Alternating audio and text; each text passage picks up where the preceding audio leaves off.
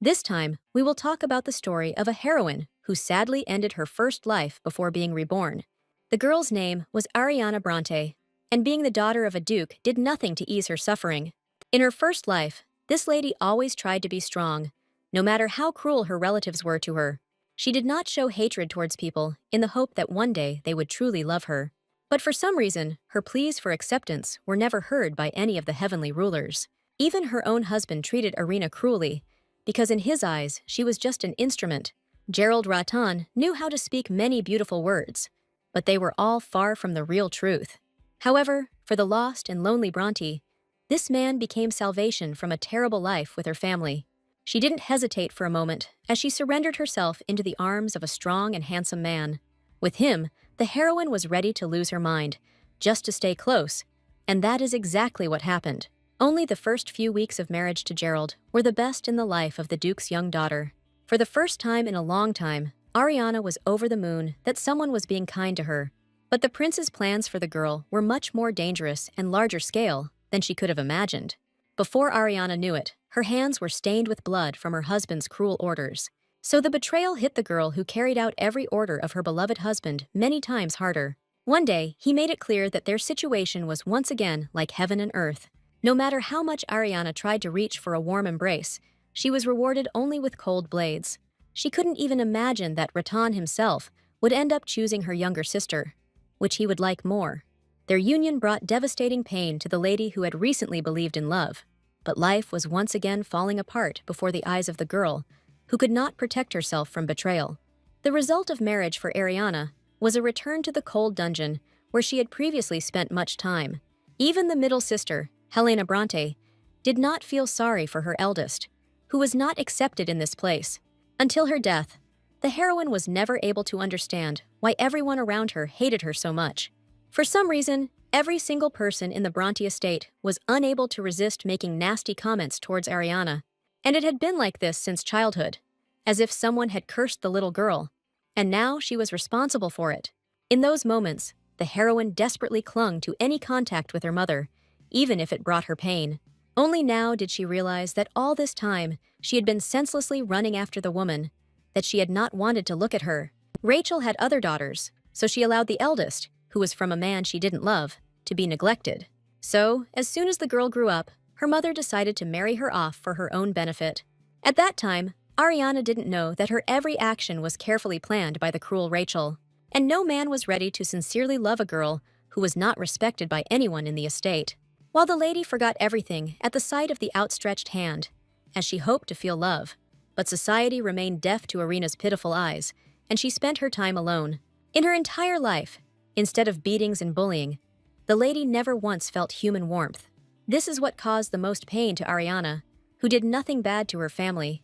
However, even Helena did not feel sorry for her older sister, and her eyes reflected the desire to see death.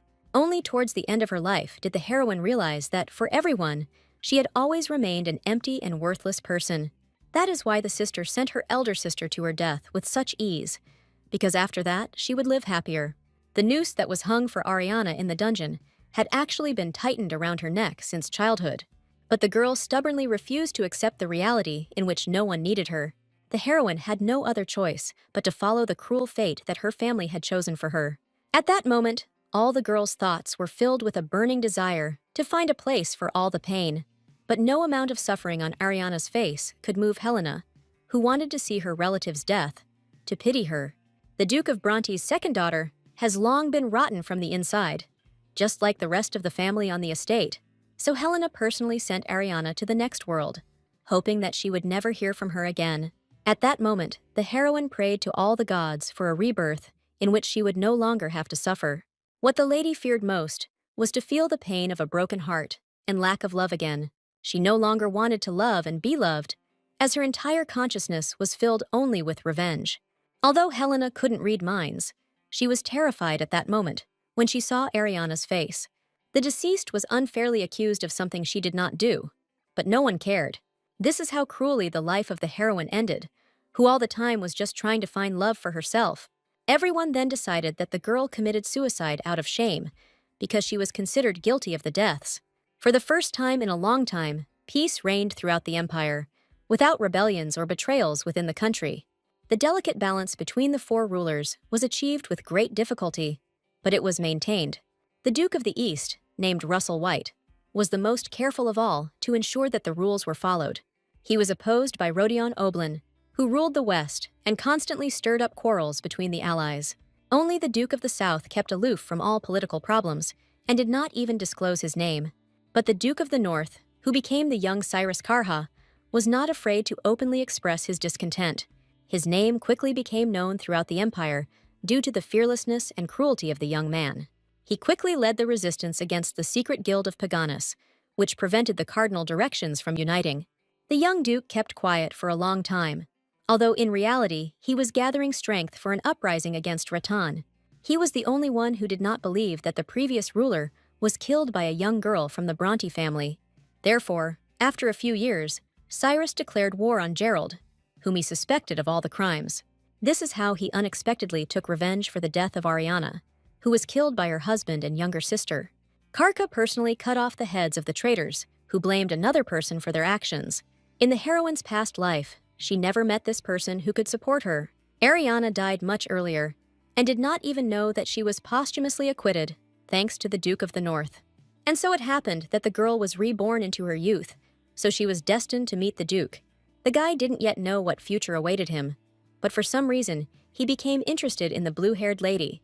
As soon as the girl opened her eyes after waking up, she couldn't believe what was happening around her. For a long time, Ariana was unable to understand why she remained alive, and even returned to the past.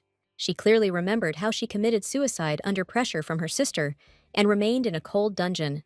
But now the lady found herself in the past, when she had not yet met Gerald, who had so cruelly destroyed her, and no one around noticed the changes, except the girl herself, who was wary of the family. She has been closely monitoring her relatives for the past few days, trying to come to her senses. The middle sister Helena had not changed a bit, and still hoped for the attention of the Duke of the North. And the younger sister Vittoria paid attention only to her own beauty and status in society. Everything in their lives was calm and peaceful, and they did not even suspect that the future could change. All because Ariana did not intend to relive those terrible events that led to her death. She remembered well how much effort her sisters had put into making her suffer. Therefore, this time, the heroine rejected only one thought about love for loved ones, which she no longer needed. The girl's heart was hardened by the events of the past, and she was no longer able to believe in miracles. As before, everyone in the estate treated Ariana badly, even though she was the daughter of the Duke of the East. Even the maids made the blue-haired lady's life worse, taking out their anger and weakness on her. The heroine managed to forget about the day when she was brought bad food because of a false accusation of theft. The smirk on Louise's assistant suggested that she was the one involved in this unpleasant affair. Ariana forever remembered the shame that this cunning maid of the estate made her experience. Of course, the lady had nothing to do with the missing necklace, but no one wanted to believe her. In the past, she refused to eat food that made her look so terrible that even animals wouldn't touch her. The lady's punishment was beatings, which attracted Bronte's grandmother, although she rarely appeared. But all of Ariana's words never reached the ears of the madam, since the evidence was against the miss. Louise had thought everything through in advance, so at the right moment, she took out the hidden necklace from under the table. That's how terribly that day ended for the heroine, who in fact did nothing bad. But this time, the girl was ready for all the meanness from the maid who wanted to blame her. Louise was stubborn in her desire to force the young lady to eat this inedible food. The maid took advantage of the fact that all the aristocrats of the estate openly laughed at the daughter of another duke. That's why she tried so hard to please her owners, completely sharing their unpleasant mood. The servant's soul and heart had long been rotten, so she felt no pity for poor Ariana. The assistant was happy to see the efforts of the blue-haired girl who did not fight back. Usually, servants were not allowed to offend those who were higher in status, but in this case, Louise should not be punished.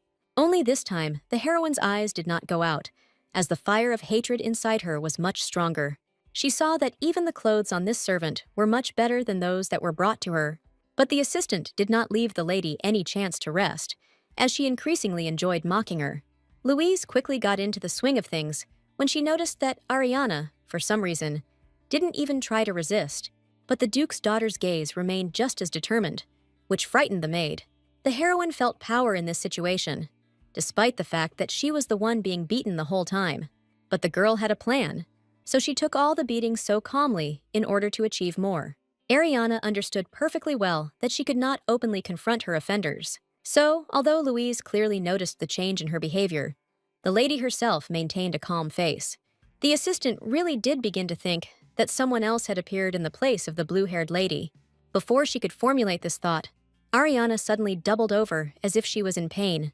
Miss had not allowed herself to show weakness before, but now there was no other way. She quickly brought the assistant, who expected fortitude and tolerance from the Duke's daughter, to panic. What the maid feared most was that she would now be left with the guilt for the lady's condition on her conscience. Louise was selfish enough not to want such an end for herself in the estate, so she ran for help, not even noticing that Ariana was just pretending to be sick. None of the girls knew that the Duke of the North and his assistant had been watching them all this time. Isaac Perrine was especially sympathetic to Ariana, as he felt she did not deserve such treatment. But Cyrus did not share his friend's opinion, since it was this girl's father who could be responsible for the death of his parents. But that story was never proven, so the guy silently accumulated hatred inside himself. No matter how much Karha denied his interest, he became curious about this blue-haired lady. This is how the heroine attracted the attention of an important person, although she only wanted to protect herself. Her awakening was not easy, since the girl was partly not faking her ill condition. Ariana immediately noticed the changes that had happened to her, because before they had not called a doctor for her.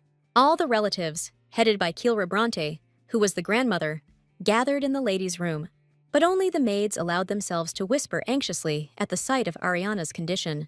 The doctor did everything he could, but it was not in his power to completely cure the Duke's exhausted daughter. Previously, the grandmother had no idea that her granddaughter was feeling so ill. Of course, Rachel didn't want to take responsibility, even though she personally humiliated her daughter all this time. Ariana understood that now was her only chance to prove her innocence to everyone. Rachel had a lot of experience in lying and eloquence, so she could talk anyone into talking. Unfortunately, Killier had rarely visited the estate lately, so she didn't know about the attitude towards Ariana. Madame didn't like what she saw, but she couldn't even imagine how things really were. So the heroine didn't wait any longer, because it was important for her to justify herself in the eyes of her grandmother.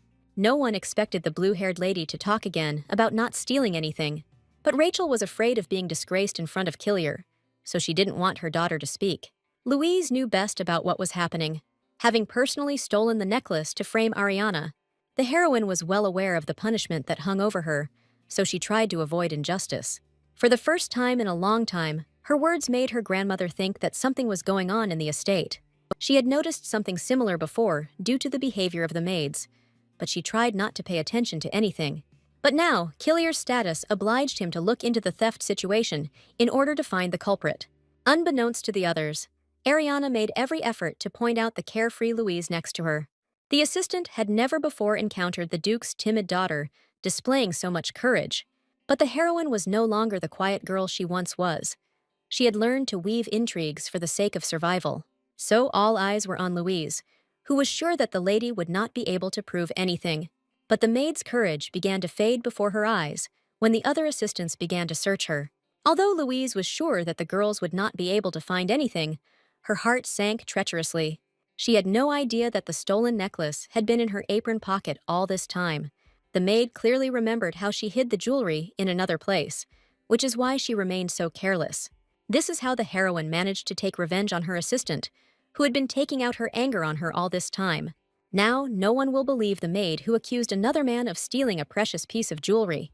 What angered Killier most were the servants who could not perform their duties well. Louise had no choice but to turn to the lady who could save her. The last thing Rachel expected was to find herself in this situation because of Ariana, whom she didn't love. The worst thing was that Madame couldn't throw out the maid. Otherwise, rumors would spread. She knew that her daughter Helena would then be to blame for everything, which turned Louise against her older sister. So in this situation, the woman could only beg her mother-in-law to soften the punishment. The heroine had already heard that in the past, Rachel had repeatedly begged Killiera to marry her son. But the madam was adamant, as she did not like the status of the future bride to be too high. So in the end, Rachel suffered a cruel defeat, never getting a place in Jacob's heart. Under pressure from her father, she was forced to sell herself to Russell White, who had skillfully ruled the eastern lands for a long time. But after Ariana was born, the first thing the woman did was run back to the Bronte family. In her past life, the heroine constantly prayed for love, just like her beautiful mother. But now all the mother's words seemed strange to the lady, because she no longer sought love. The terrible events of her past life hardened the heart of the heroine, who wanted to take revenge on everyone. Just like last time, the Duke of the North and his assistant again quietly watched what was happening in the estate. Both guys were impressed by how well Ariana was able to stand up for herself in a difficult situation. What bothered Kiris most was that the girl's eyes revealed that she was an experienced and cruel person. So the more Karha watched this lady, the more he wanted to meet her in person. But they arrived on the mansion's territory secretly, so their presence could not be revealed. So it was not surprising that Isaac did not approve of the master's desire to quietly enter the estate. But when the Duke of the North made a decision, it was useless to try to dissuade him. That night, it wasn't only the handsome intruder from the north who was quietly creeping through the dark corridors of the estate. Ariana took advantage of the quiet of the night and crept cautiously into the empty kitchen in the separate wing. She still hadn't been fed properly, but the girl wasn't going to starve in this life either. The heroine had no idea why she had previously been so afraid of punishment from her relatives. Now she has taken her life into her own hands, no longer expecting love and support from anyone in the estate. Only such nighttime snacks saved the lady from exhaustion, because no one cared about her. But the Duke's daughter didn't expect that this time she wouldn't be able to enjoy her meal in peace. As soon as the lady began to eat, she heard an unfamiliar male voice, although she did not notice the steps. Panic overwhelmed the heroine, as she couldn't be seen in the kitchen at night. The guy who showed his face from the darkness seemed handsome and merciless to the lady at first glance. As soon as he snapped his fingers, frost magic illuminated everything for a short moment. So Ariana had no doubt that the real Duke of the North appeared before her. But the girl had no idea why this guy had followed her into the kitchen in the first place. A couple of minutes before this fateful meeting, the lady was just thinking about her future and past. She had already gotten used to the fact that no one was paying attention to her, and even began to rejoice about it. Most of all, the lady was afraid that her mother would sell her again to an aristocrat and use her. Rachel had long been making plans for her eldest daughter's marriage, as she wanted to strengthen her influence. But this time, Ariana planned to escape from the estate before her mother married her off. She did not want to experience again the terrible abuse that had already begun at the estate. That is why she needed the power of the Duke of the East so much, even though he did not interfere in his daughter's upbringing. But only he could help the girl escape, and this time the lady was going to cling to even such hope. This man always seemed cold and unfeeling to Ariana, so she was afraid of him. In the past, they saw each other only once, and even then, they couldn't even talk to each other. Then the heroine really wanted to get closer to Russell, but quickly realized that it was not worth doing. White's expression made it clear to the lady that he felt nothing but hatred towards her. But the lady did not hope for anything else, because she did not believe that anyone would love her. There was a constant silent political war going on between the dukes of the cardinal directions, so it was not surprising that White did not speak to his daughter, who lived on someone else's property. Since ancient times, there have been betrayals and deceptions between the dukes of the cardinal directions with the help of subordinates. Therefore, Ariana hoped that her father would accept her if she brought him the enemy's weaknesses. She wanted to get a confession from Russell so that no one could touch her again. Until then, the lady needed to remain quiet in order to survive and get to her father. But in one instant, the Duke of the North destroyed all the dreams of the lady who wanted to keep a low profile. The guy appeared so unexpectedly and at the wrong time, but he kept a sly smile on his face. But the heroine was in no mood for fun, since her life was suddenly under threat. She heard that Cyrus wanted to come, but she didn't think it would be so soon. Ariana hadn't met this guy in her past life, so she knew little about his character. But the appearance of the Northern Duke never ended up being a good sign for others. In the worst-case scenario, the girl could die again, but at his hands. Everything inside the heroine burned with indignation, because she had only just begun to get back on her feet. Rage and irritation drowned out the fear that arose in all people when meeting Cyrus. Karhi's face reflected genuine surprise, as for the first time, he was not shown any panic. The guy didn't expect that this quiet lady, who was being bullied, would speak to him so confidently. His beauty was unmistakable, so the stranger's identity became obvious to the heroine. What bothered Ariana most was that she didn't know the motives of the strange Duke of the North. No matter how hard the girl tried to maintain an outward defense, inside she was clenched with anxiety. While Cyrus remained just as calm and unperturbed in this situation, it was most advantageous for the lady to pretend that they had not actually met that night. But it was precisely this desire that the heroine only further attracted the attention of the curious Duke. Karka was used to girls either being afraid of him or trying their best to please him. But Ariana tried to move away, as the guy's eyes were drawing her into a bottomless abyss.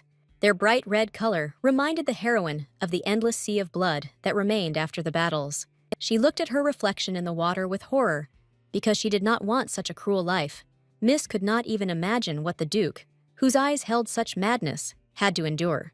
This state captivated the heroine so much that she didn't even notice how she reached out to the guy with her hands. The awakening was abrupt and unpleasant. As Cyrus took decisive action, young Ariana amused the young Duke more and more with her strange behavior. Although the girl only dreamed of never talking to such a dangerous man again, the heroine's head was constantly filled with the thought that Karka could deal with her at any moment.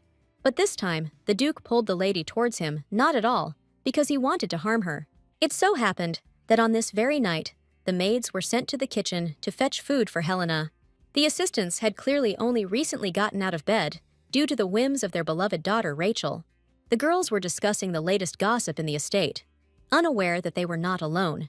In this situation, the heroine was even grateful to the Duke for such a quick reaction. No matter how much she resisted being close to the guy, there was no other way out now. The maids were still desperately searching for chocolate in the kitchen, gradually approaching the shelter. More than anything in the world, Ariana was afraid that her assistants would find her in the closet with the Duke. But there was no rescue, since one of the maids still opened the doors to the utility room. Horror froze on the heroine's face. After this discovery, her whole life could have ended.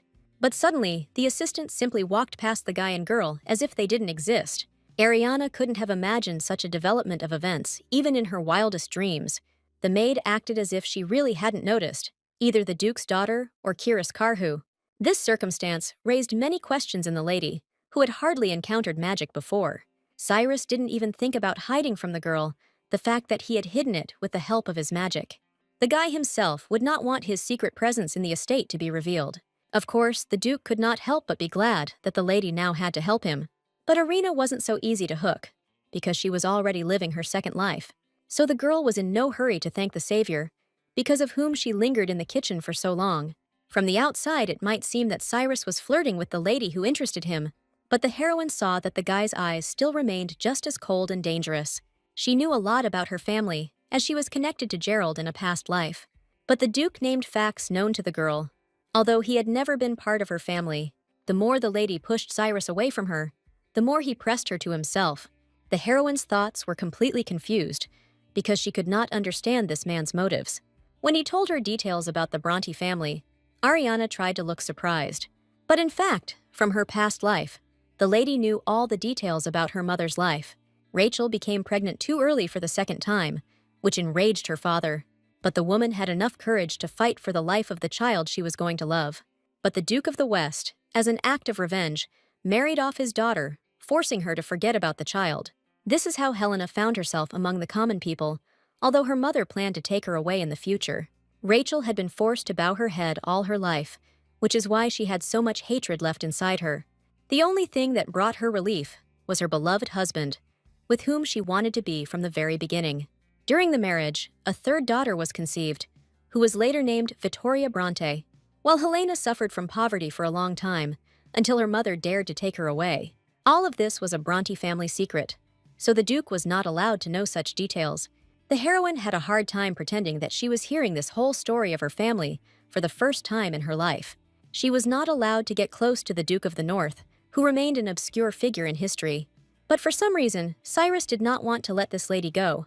Although he usually did not show interest in girls, all his attention was captured by the blue-haired Ariana, who stubbornly tried to stay away. All attempts to get closer were met with hostility by the heroine, because she did not even recognize her name. This only made the girl remind Cyrus more of the beast that was trapped and resisting. The desire to remain free was above all caution when dealing with the Duke of the North. So in the lady's eyes, the guy saw ice, which was so familiar to him from childhood. Ariana's face never left Karhi's mind, even as he carefully left the estate. For the first time in a long time, his entire consciousness was clouded by thoughts of another person. Of course, the faithful assistant did not miss the fact that the master had used magic in the estate. Isaac thought that the Duke would be much more careful in acting on enemy territory. And in the end, Cyrus almost revealed his presence due to his communication with the lady. But Karka did not regret his actions, since at that moment he could not act differently. Communication with Ariana proved to him that this girl could be useful in their search. For the first time in his life, Perenu found the Duke's train of thought so incomprehensible that it frightened him. The boy would have preferred that the master simply use torture, as they always did. But Cyrus was sure that Ariana could not be broken by brute force, since she was not afraid of him. Isaac's greatest fear was that the Duke would accidentally become attached to the daughter of their longtime enemy. But at the moment, Karha was capable of easily killing Ariana if she began to interfere. The next morning, Helena moved around her home estate with extreme caution. But her secrecy was not enough, as the younger sister still found the middle one. Vittoria always had a sweet smile, behind which hid cunning and deceit. And now the girl pretended to sympathize with Helena, who had recently suffered from her mother. But her beautiful appearance this time did not soften the anger of her sister, who was found guilty. It was Vittoria who suggested bringing Ariana some scraps, but she was not accused of anything. That's why Helena was full of resentment towards her sister, although they had always communicated amicably before. The youngest Bronte daughter was lucky, because the middle one could not stay offended for long, no matter how much pain she suffered. The sisters blamed all their failures on Ariana, whom their mother had brought from the east for some reason. That is why the girls stuck together as representatives of the western side. While Helena personally would like to get closer to the mysterious Duke of the North, she worked hard to find a portrait of the boy she was in love with. The middle daughter dreamed of the day when she would meet this powerful ruler in person. She had heard that the Duke of the North had promised to come, and she was looking forward to it. Vittoria did not share her sister's love, but she did not laugh at her for such feelings either. All her thoughts were filled with dreams of the banquet that would follow upon Cyrus's arrival in their domain. While Helena didn't care what would happen after the Duke of the North arrived, it was clear to the girls that the moment of yet another disgrace would come for their older sister at the banquet. All because Vittoria had no intention of sharing her beautiful outfits with Ariana. But this reluctance gave Helena the idea of how to make her older sister's life even worse. While the heroine had no idea that the sisters were planning another dirty trick, she thought only about Kark, who had disappeared as suddenly as he had appeared before her. The lady never managed to figure out what exactly this dangerous guy wanted on their territory. Ariana was used to the fact that the future was known to her, but the Duke ruined all her plans. She remembered that in a couple of days, there would be a grand banquet celebration event. This is all because Helena will soon be introduced to society as one of the aristocrats of society. For this reason, the heroine had to take measures to avoid another disgrace. She even dared to leave the room, although her mother strictly forbade her to do so. Ariana knew she had little time, as Helena was already busy preparing for the event. The blue-haired lady did not want her first public appearance to take place on that particular day. She relished every moment of freedom she could win from her cruel family. Such walks at least somewhat eased the heroine's condition, as she was tired of sitting locked up. Only this time, the girl was unable to keep her wanderings around the estate a secret. The maids were too quick to inform Rachel that Ariana had left the room. The woman was furious that the young lady had never learned to obey her. She was ready to torment her unloved daughter day and night, just to achieve obedience. In a past life, the heroine would have calmly endured all the insults from her mother, whose love she was trying to earn.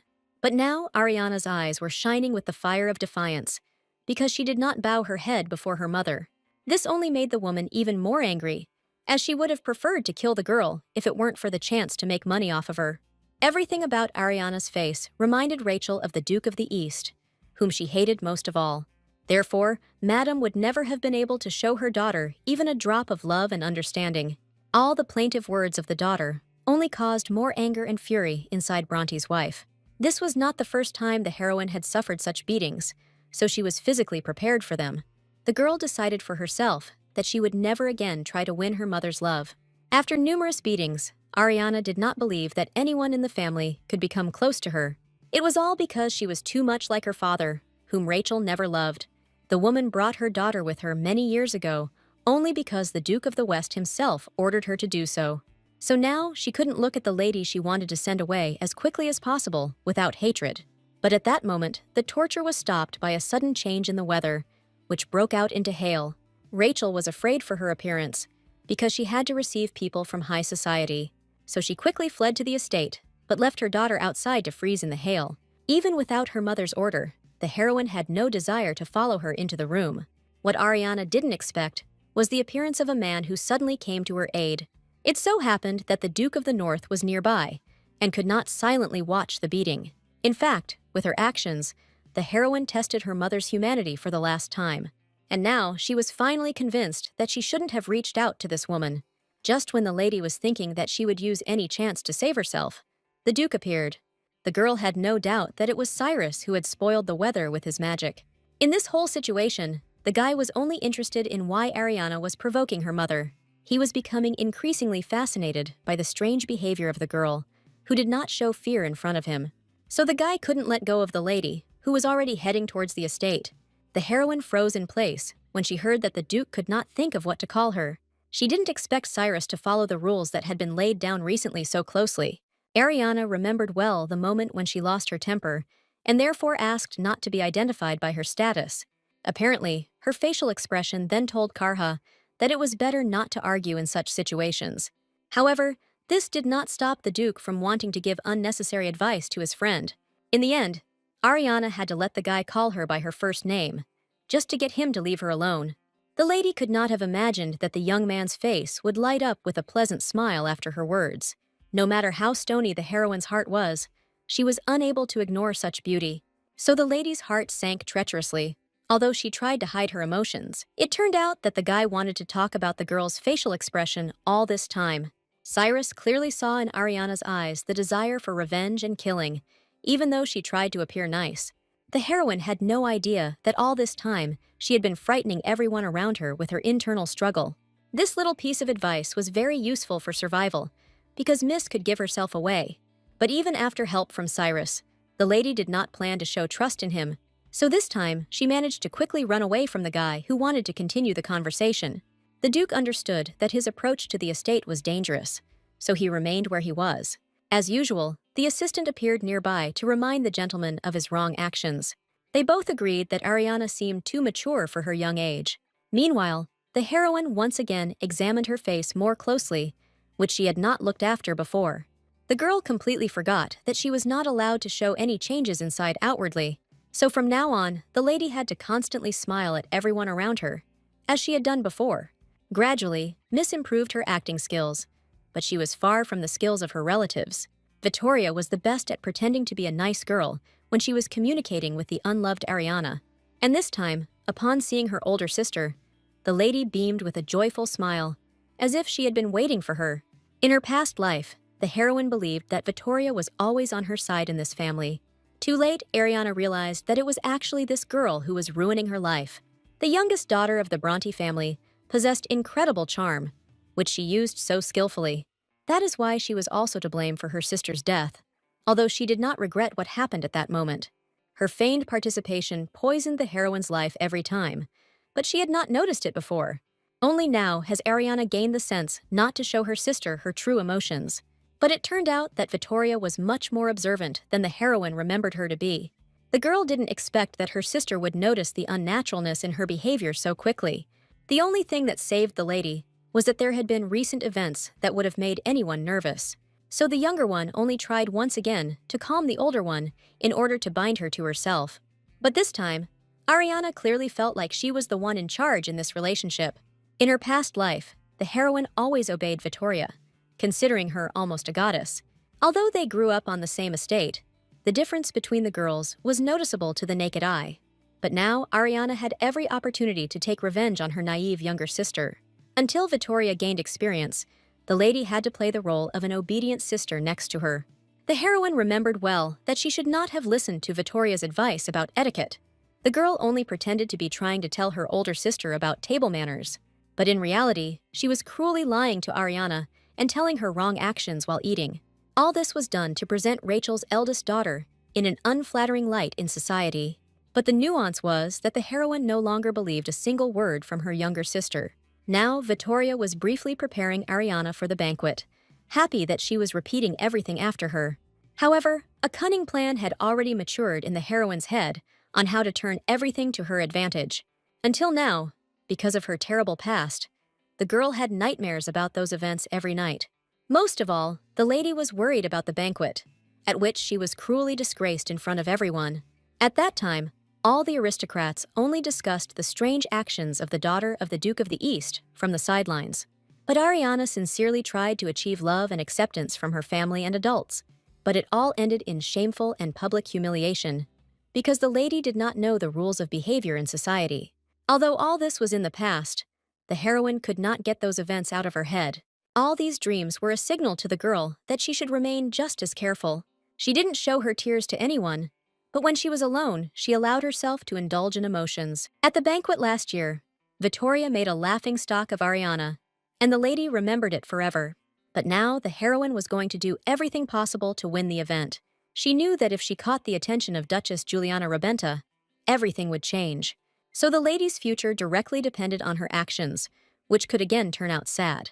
But Ariana wasn't going to die because of her relatives who never gave her love. Meanwhile, carriages carrying aristocrats had already begun to arrive at the Bronte family estate for the banquet. Isaac watched this action from the sidelines, as his master had no intention of joining the festivities. The assistant himself would not be opposed to Cyrus impressing everyone with his appearance in front of the people. But Karha did not want to be a puppet at the behest of others, and therefore did not take part in the banquet. Perrin didn't expect any other answer from Cyrus, who always preferred to observe secretly from the sidelines. He had long since noticed that all the attention of the Duke of the North was now focused on young Ariana. Karka deliberately took a good observation position so that he could constantly see the girl's room. So he was able to notice that the lady stubbornly refused to wear a dress that looked extremely strange for a banquet. The Duke liked the fact that the lady carefully looked after her image, although no one respected her. A few hours later, all preparations for the opening of the banquet at the Bronte estate were completed. As soon as Juliana, who was one of the important guests of the event, arrived, people surrounded her. Rachel had been waiting for a long time for an opportunity to get at least a little closer to this woman. That's why she brought her daughters in advance, because they could be married to someone from Madame's family. Helena tried harder than anyone else to attract the attention of Duchess Rabenta, because she was soon to go out into society. The girl specifically invited Ariana so that she could look much better next to her. Only the daughter forgot to warn Rachel that the older lady would also come to the event. As soon as the heroine appeared, rumors from the aristocrats immediately began to spread throughout the ball. The whole point was that Ariana managed to maintain dignity in her look, despite wearing an awful dress. The lady didn't even think about being embarrassed about her appearance, because she wanted to show everyone what her relatives had driven her to. That's why Ariana had a bright smile on her face, because this time she didn't forget to control her emotions. Rachel was instantly furious at the sight of her eldest daughter, who was dressed up like that for the banquet.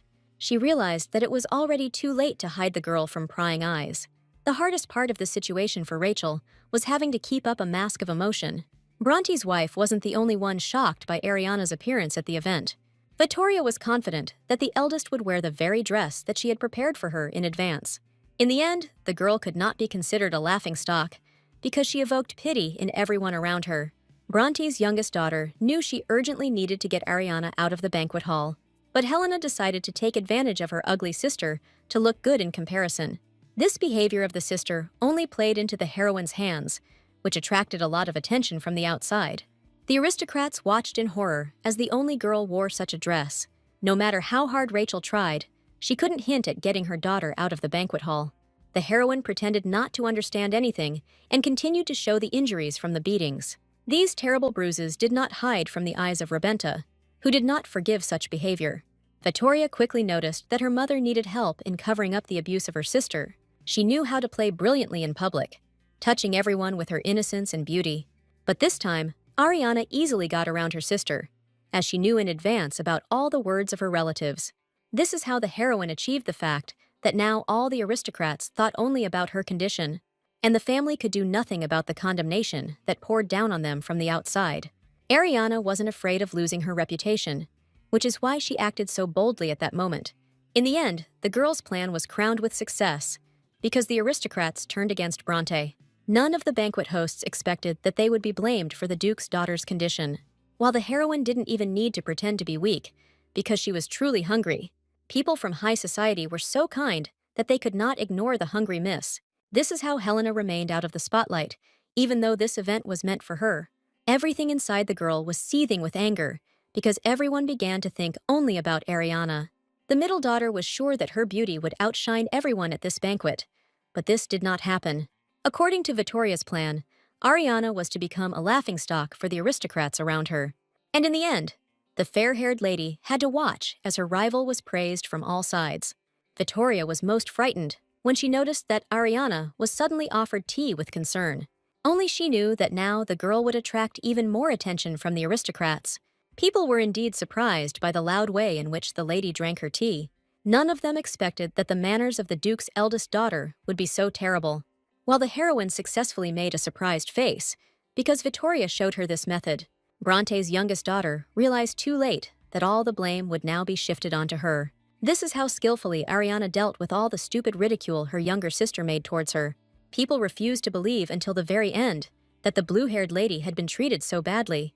Only the Duchess, who was the most important guest at the banquet, could prevent all the gossip. It was her words that Rachel was afraid of, because she understood that there was a big difference in status between them. After everything he saw, Robenta had an extremely bad impression of the Bronte family. It was this kind of disapproval that Rachel, who was used to begging for approval, feared most in life. From now on, the Duchess had no trust in the woman who had brought her daughter to such a state. That's how easily Rachel lost the opportunity to become closer to Robenta, which she had been betting so much on. This situation hit hard the woman, who always strived for a higher status. But now such a thing was impossible, since Robenta had turned away from her forever. Instead, all of Madame's attention was focused on the heroine, which is what the lady had originally wanted. Juliana has always tried to support young girls who found themselves in difficult situations, so she invited Ariana to her banquet in the hope that the family would take this lady in. In the end, the whole event ended sadly, because the terrible truth about Bronte was revealed. The heroine was not surprised when they once again took physical revenge on her for all the humiliation at the banquet.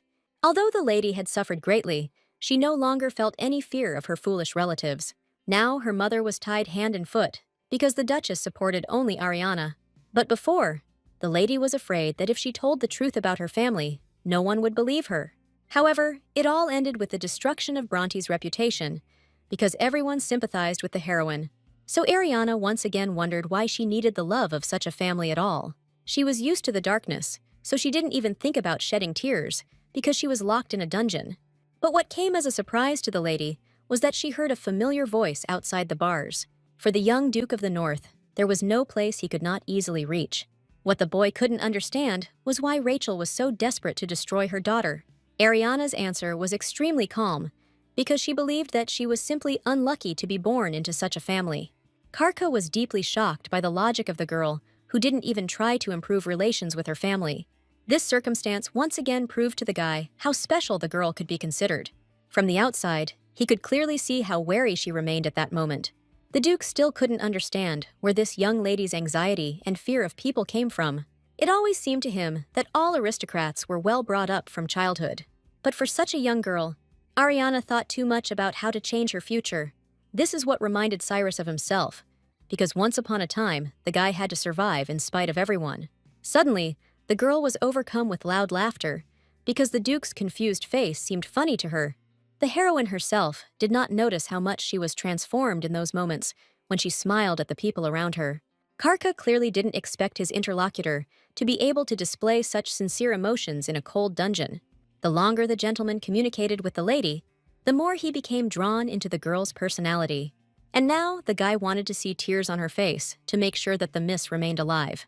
It was no problem for Ariana to fulfill such a strange request, because the Duke often helped her out. In this life, she quickly learned to play with emotions, so she could portray anything. This trait surprised Kiris the most, although he had long been accustomed to the insincerity of the people around him. The guy still planned to find the information he needed with Ariana's help, even though he didn't trust her. Therefore, the girl was at a loss as to what the Duke of the North really wanted from her. The fact that the lady didn't show fear on her face made Karhu feel sympathy for her. The only thing that was hard for Ariana to cope with was hunger, which the guy eventually figured out. For the first time, the heroine was glad that it was dark in the dungeon, and the Duke could not see her red face. She was confident that she would survive even such a difficult test, because she had reasons to survive. No matter how much Cyrus wanted to help the girl, he was powerless when she herself pushed away his help. Ariana was so used to relying only on herself that she did not believe the words of the caring Duke of the North. And so the lady was left all alone in the middle of a cold dungeon, which she had already experienced before. In part, the heroine was even glad of such solitude because the actions of young Kirus were stressing her out. The only thing that made the lady happy was that the guy was clearly not on Rachel's side, so he could help her in the future. Ariana was afraid that her path would once again collide with the guy who sent her on difficult missions. In such a situation, the girl will be powerless because she will try to do everything to survive. That's why the girl didn't trust anyone around her, since only she could be responsible for her life. The heroine was afraid more than anything in the world of trusting the wrong person and ultimately dying again. So she was going to complete her difficult journey on her own, no matter how difficult it might be. But the lady did not know that Cyrus continued to secretly watch her from the side. After talking with the lady, the guy became completely convinced that she was going to escape from the estate. Her face reminded him of a person who had long been hardened in numerous battles. Previously, the Duke of the North was interested in this girl only because she was one of his enemies. Ariana has been a link between the Dukes of the East and the West since childhood. Cyrus had hoped for the lady's high status, but it turned out that everyone was just using her. And only the girl's eyes said that this would not continue for the rest of her life. So Karha still wondered who the Duke's young daughter's revenge was aimed at. It hurt him to realize that Ariana reminded him so much of himself in the past. Many years ago, one of the Dukes treated a boy cruelly, killing his entire family. Cyrus survived only because he was able to hide in the cold winter forest at that moment. At that moment, pain was tearing him apart from the inside, but the boy was not going to give himself up to the enemy. His whole body begged for mercy, but the child remained determined to save himself and escape. It was then that he saw his gaze, which was filled with hatred and defiance. And Ariana's eyes reminded the Duke of himself at the time when his loved ones were brutally killed. In all the world, no one could understand the feelings of a heroine betrayed by people better than Kirus. Although the guy didn't know the whole truth about the girl, he saw that there was something serious hidden behind her emotions. So he was interested in staying close to Ariana to follow her development. No one could tell the Duke of the North what to do if he had a plan. He understood perfectly well that the blue-haired lady was too unstable an element. In any other situation, Cyrus would have definitely destroyed such a problematic person. But for some reason, he didn't want to harm the girl who had managed to interest him. The Duke had not yet realized how valuable the lady was to him, but it was only a matter of time. Meanwhile, at the estate, Vittoria was venting her anger on the poor maids. The assistants were punished because they were unable to fulfill all the demands of the young lady. And as a result, Vittoria saw with her own eyes how Ariana secretly laughed at her. But the worst thing was that even Helena blamed her younger sister for everything, that she had disgraced her. But the blonde always tried to do everything to make sure that people around her only said good things about her. Their quarrel immediately attracted the attention of Rachel, who hated noise in the estate. The woman did not approve of such behavior between sisters, who were supposed to be role models. Vittoria hoped that at least her own mother would take her side in this sad situation. But Rachel's gaze was full of coldness towards her daughter, who was not the most beloved. For the first time in her life, the girl felt lonely as her mother turned away from her. This hit the fair-haired lady the hardest, as she had too high an opinion of herself. Vittoria couldn't find an answer to the question of why Rachel loved Helena so much. She was afraid that in her mother's eyes, Ariana would take the place of the youngest daughter in the future. And then the same cold dungeon where her older sister sat will await the fair-haired lady. This future was so hateful to Vittoria that furious emotions tore her apart from within. She could barely stand on her feet, and only her strength of spirit allowed her not to fall in front of the maids. The lady was finally convinced that Ariana was the cause of all her troubles. Vittoria noticed that her sister had changed, but she still couldn't find an explanation for it. This is because few people could imagine that the heroine was living her second life. So the girl began to be much more careful about what was happening within the dungeon. She heard clearly how 2 maids were punished because they did not obey Vittoria. No matter how much the assistants begged for forgiveness, all their words were drowned out by the cruelty of Rachel's daughter. So the girls had to share the fate of the heroine, who was sitting in prison more than once. Ariana remembered that in the past, Vittoria had even been kind to the maids in order to maintain her status. But now the pressure was too much for the young lady, who found herself at fault for everything. It was a small victory for the blue-haired miss. Even though she was in a bad position, she heard the sobs of the maids, But at least they were not completely alone in the dungeon. While it was much more difficult for the heroine to maintain body heat in such cold, in her past life, the girl constantly had dreams about her own father coming to pick her up. He would suddenly burst into the dungeon for his tired daughter, promising to take her with him. The lady's heart sank with joy every time, because she missed the warmth and care so much. So Ariana was completely immersed in an illusion that was never actually destined to come true. And this time, in her dream, the heroine firmly rejected the love that the Duke of the East offered her. The lady no longer wanted to believe that somewhere in another part of the empire, someone had been waiting for her for a long time. So the father's face crumbled to dust before the girl who did not believe in his confessions and pleas. Ariana has long since realized that only she can save her future from a sad end. This time, waking up from sleep was a little more pleasant, due to the aroma of warm bread nearby. While the lady was sleeping, the Duke could not keep away, and so he brought her some food. Although the heroine did not ask for such a favor, her heart filled with gratitude to the guy. No matter how cold the Duke of the North seemed, for some reason, he showed warmth towards the girl. The guy himself no longer considered his actions a favor, since the lady's survival was important to him. But Ariana didn't trust anyone, and Cyrus was no exception in her difficult life. The more the guy tried to get closer, the more the girl stubbornly pushed him away. And this time, bloody images instantly appeared before the face of the traumatized heroine. It seemed to her that behind every good deed of the Duke, there was always a cunning calculation. That's why Ariana closed her heart to the guy who sincerely cared about her at that moment. The lady thought it would be much more logical if the Duke helped someone who was truly in need. It didn't escape Kiris's notice that Miss had carefully hinted to him about her sister in love. Karha had long known that Helena had hung a portrait with his face in her room. But the heroine didn't know that this circumstance infuriated the cold-blooded Duke of the North to the point of madness. It was Ariana who once helped her sister with the search for the portrait, so she was partly to blame. But for some reason, the girl wasn't afraid that she might be punished by the guy. His smile was quite capable of comforting any girl who had succumbed to anxiety and sadness. That is why the Duke was so surprised at the sight of Ariana that she remained calm and unsociable.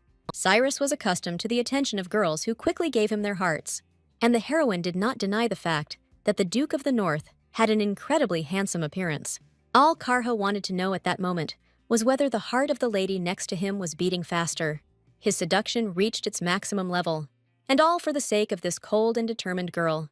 Only one heroine was unable to reciprocate the Duke's feelings, and he liked her.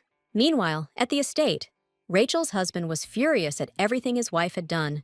The man would never have thought that Madame would let Ariana into an important banquet with aristocrats. This idea was not the woman's, but she took upon herself all the blame for her youngest daughter. Jacob was clearly incapable of thinking logically after his family's disgrace, and Rachel watched with pain as her husband, whom she had loved dearly all her life, suffered. Madame urgently needed a plan that would restore their family's good reputation. She was ready to make any sacrifice, if only Jacob would smile happily at her again. This is how the desire to kill her own daughter, who became a hindrance, was born in Rachel's head. The heroine had no idea that her actions only hastened the approach of death. She continued to talk to the Duke, not understanding why he did not leave. It was already beginning to seem to Cyrus that only with this lady could he freely talk about anything. In the end, the guy got the long-awaited smile from Ariana, who accidentally relaxed. This emotion impressed the Duke so much that he even forgot about his jokes about the young lady. Karka honestly admitted to the heroine that her smile could very well become a real weapon. Cyrus believed that Ariana's beauty was not inferior to his own, but she did not take advantage of this. The guy's compliments did not reach the girl's heart, but she was still happy with them. At that moment, by chance, peace was finally restored between the two friends. As much as the Duke was sorry to leave the lady alone, it was time for him to leave the dungeon. So Miss didn't even notice how Cyrus, with the help of magic, disappeared into thin air. The heroine still couldn't get used to how unexpectedly the guy appeared and disappeared. She remembered that he could easily just become invisible and still watch her. Kiris's motives still bothered Ariana, who was not used to kindness from others. Even warm bread and water from Karhi did not please the girl, who was afraid of becoming indebted to him. So Miss did not accept any gifts from her friend, even though she felt bad. The lady turned out to be right, since the Duke only hid his presence in the dungeon from her eyes. He sincerely did not understand why the lady was so stubborn when she could have eased her condition. As the ruler of the North, Cyrus had many matters that required immediate resolution. His assistants always waited patiently for the master, who had not given any orders recently. Captain Lewis and her second-in-command Noah have always been the best at carrying out the Duke of the North's orders, so Karha never doubted that he could entrust them with the most difficult tasks. This was because even the faithful Isaac would periodically fall into a state of rest, something everyone else knew about. That's why Cyrus most often resorted to the help of reliable knights in the form of Lewis and Noah. True, this time the Duke was in no hurry to return to the north, as his assistants expected of him. Unlike Isaac, these two always silently accepted all decisions from the young master. So Cyrus didn't expect that the knights would dare to blame Bronte's eldest daughter for everything. It turned out that such rumors had spread among them because of the talkative Isaac. At first, Noah didn't even realize that with such words, he had brought down upon himself the full wrath of the Duke of the North. What Karka disliked most was when his assistants discussed his actions behind his back. Luckily for her friend, Lewis knew exactly how to avoid all the wrath of the emotional Duke of the North. So soon, Cyrus himself turned his attention to the Bronte estate, which was nearby. A few days later, the heroine was finally released from her starving confinement in the dungeon. At that time, the girl did not yet know that the Duke had decided to stay nearby for about a week. But instead, Ariana was greeted by her beautiful younger sister with a sweet smile on her face. Vittoria didn't miss a single opportunity to throw dust in the eyes of her unloved elder. So the heroine had to endure her sister's company, although she would have preferred solitude again. During the time the lady spent in the dungeon, she forgot how attentive Vittoria could be. The blonde kept a smile on her face, but all her actions were full of feigned concern. So Ariana had to pretend to be grateful to the younger one for trying to help. Although in reality, the girl could barely restrain herself from pushing away the unpleasant relative. In this life, the blue-haired lady was better at hiding her true emotions from everyone. So young Vittoria thought that she was able to deceive her stupid older sister. But in reality, this was not so. But the heroine could not reveal all her knowledge. As soon as the girl entered the room, she heard one of the maids approaching. However, Ariana had never seen this assistant before in the estate, which noticeably surprised her. Only a few people knew that it was Lewis, who introduced herself as Rosalind. The incredible obedience of the new maid immediately caught the eye of the attentive heroine. The lady couldn't help but take advantage of this, as she was still planning to escape. She did not feel sorry for any of the decorations that were brought purely for the sake of decency. Rosaline listened surprisingly attentively to Mrs. request that she find the merchant. As soon as her assistant left to carry out the task, Ariana turned her attention to the food. This time, they brought her not rotten scraps, but delicious and filling dishes from the best chef in the estate. But before, she had been told that even the most terrible food would be too good for her. But the heroine's other actions led to her future changing for the better.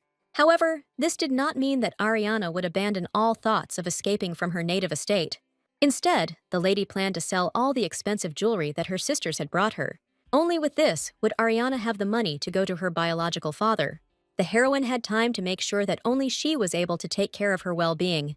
Of course, the time before the escape could not pass without incident, because the lady did not live alone. So once again, she had to communicate with relatives whom she met in the corridor. Each time, Ariana had no idea what to expect from her obsessive and cunning mother. The woman did not hesitate to use everyone around her to achieve her goals. The heroine was smart enough to silently accept Rachel's false care, which she did not need at all.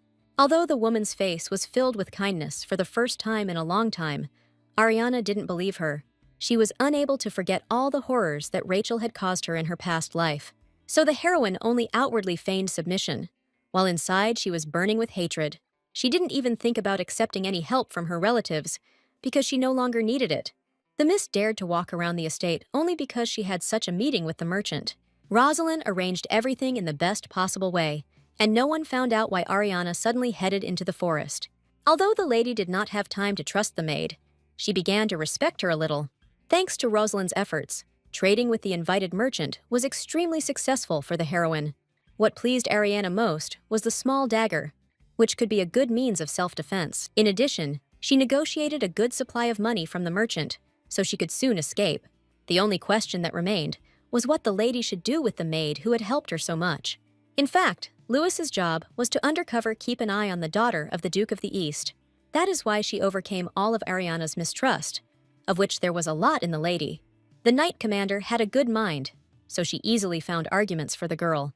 Therefore, the heroine soon became convinced that the new assistant could be trusted. She clearly remembered that in her past life, she had no one like the obedient Rosalind.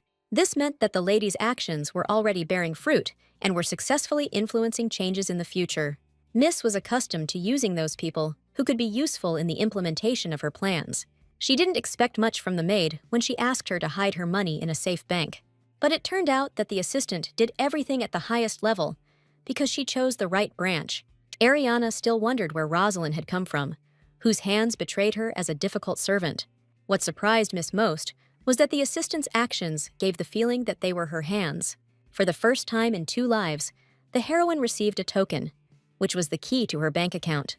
Ariana had never had her own money before, so this was a valuable event for her. So, the assistant's efforts led to the heroine now being able to organize an escape. Now, the lady only had to find useful information for the Duke of the East. This was the only way Ariana could ensure a peaceful life for herself on her father's property. She didn't know that her actions had affected Rachel, who decided to act much earlier. To do this, the woman went to the slums of the city, where aristocrats usually did not set foot. She quickly found the best mercenary who was ready to take on such a crime. Of course, Rachel had to pay the man generously because it concerned harm to her daughter. Madame could no longer bear Ariana's presence in the house, which was collapsing because of her. So she personally ordered a mercenary to get rid of her own daughter forever. The man had already heard that the blue-haired lady had started causing problems at home. But no matter how sorry he felt for her, he did not dare disobey a representative of the Bronte family. The heroine immediately noticed how her life had changed over the past few days. Apart from the help from the beautiful maid, she also began to eat properly. The lady increasingly wondered how long this strange lull would last. All the events in the estate took place behind her back, and no one was bothering the girl now. For now, Ariana took all the care of her assistant for granted, although she did not trust her completely. But Rosaline behaved so well that she did not arouse any suspicion during the day.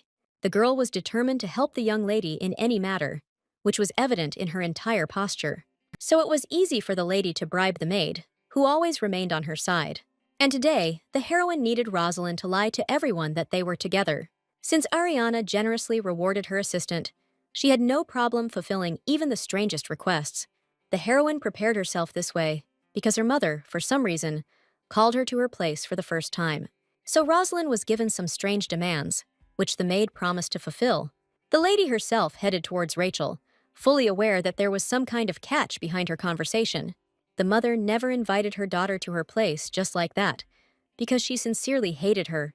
But today, for some reason, the woman wanted to personally put makeup on Ariana as a sign of their reconciliation. Such a ritual between mother and daughter always signified a trusting and warm relationship.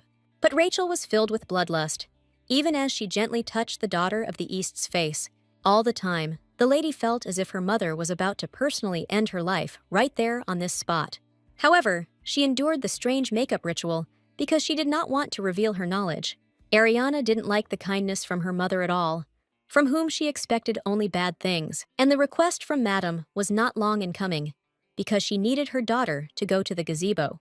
The lady had no reason to refuse this strange task from her mother, but inside, Ariana felt that this was where the very same catch would await her. She never had any illusions that Rachel would suddenly change her attitude, so the heroine remained wary throughout her entire journey to the gazebo.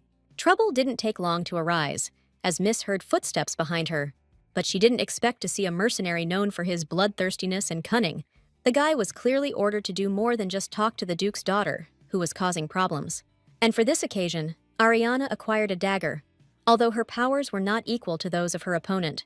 During her past life, the girl learned to protect herself, even if it was for a short time. Now, the lady's only hope for salvation was that the mercenary would agree to a bribe. She could pay this man twice as much as her mother to make him go away quietly.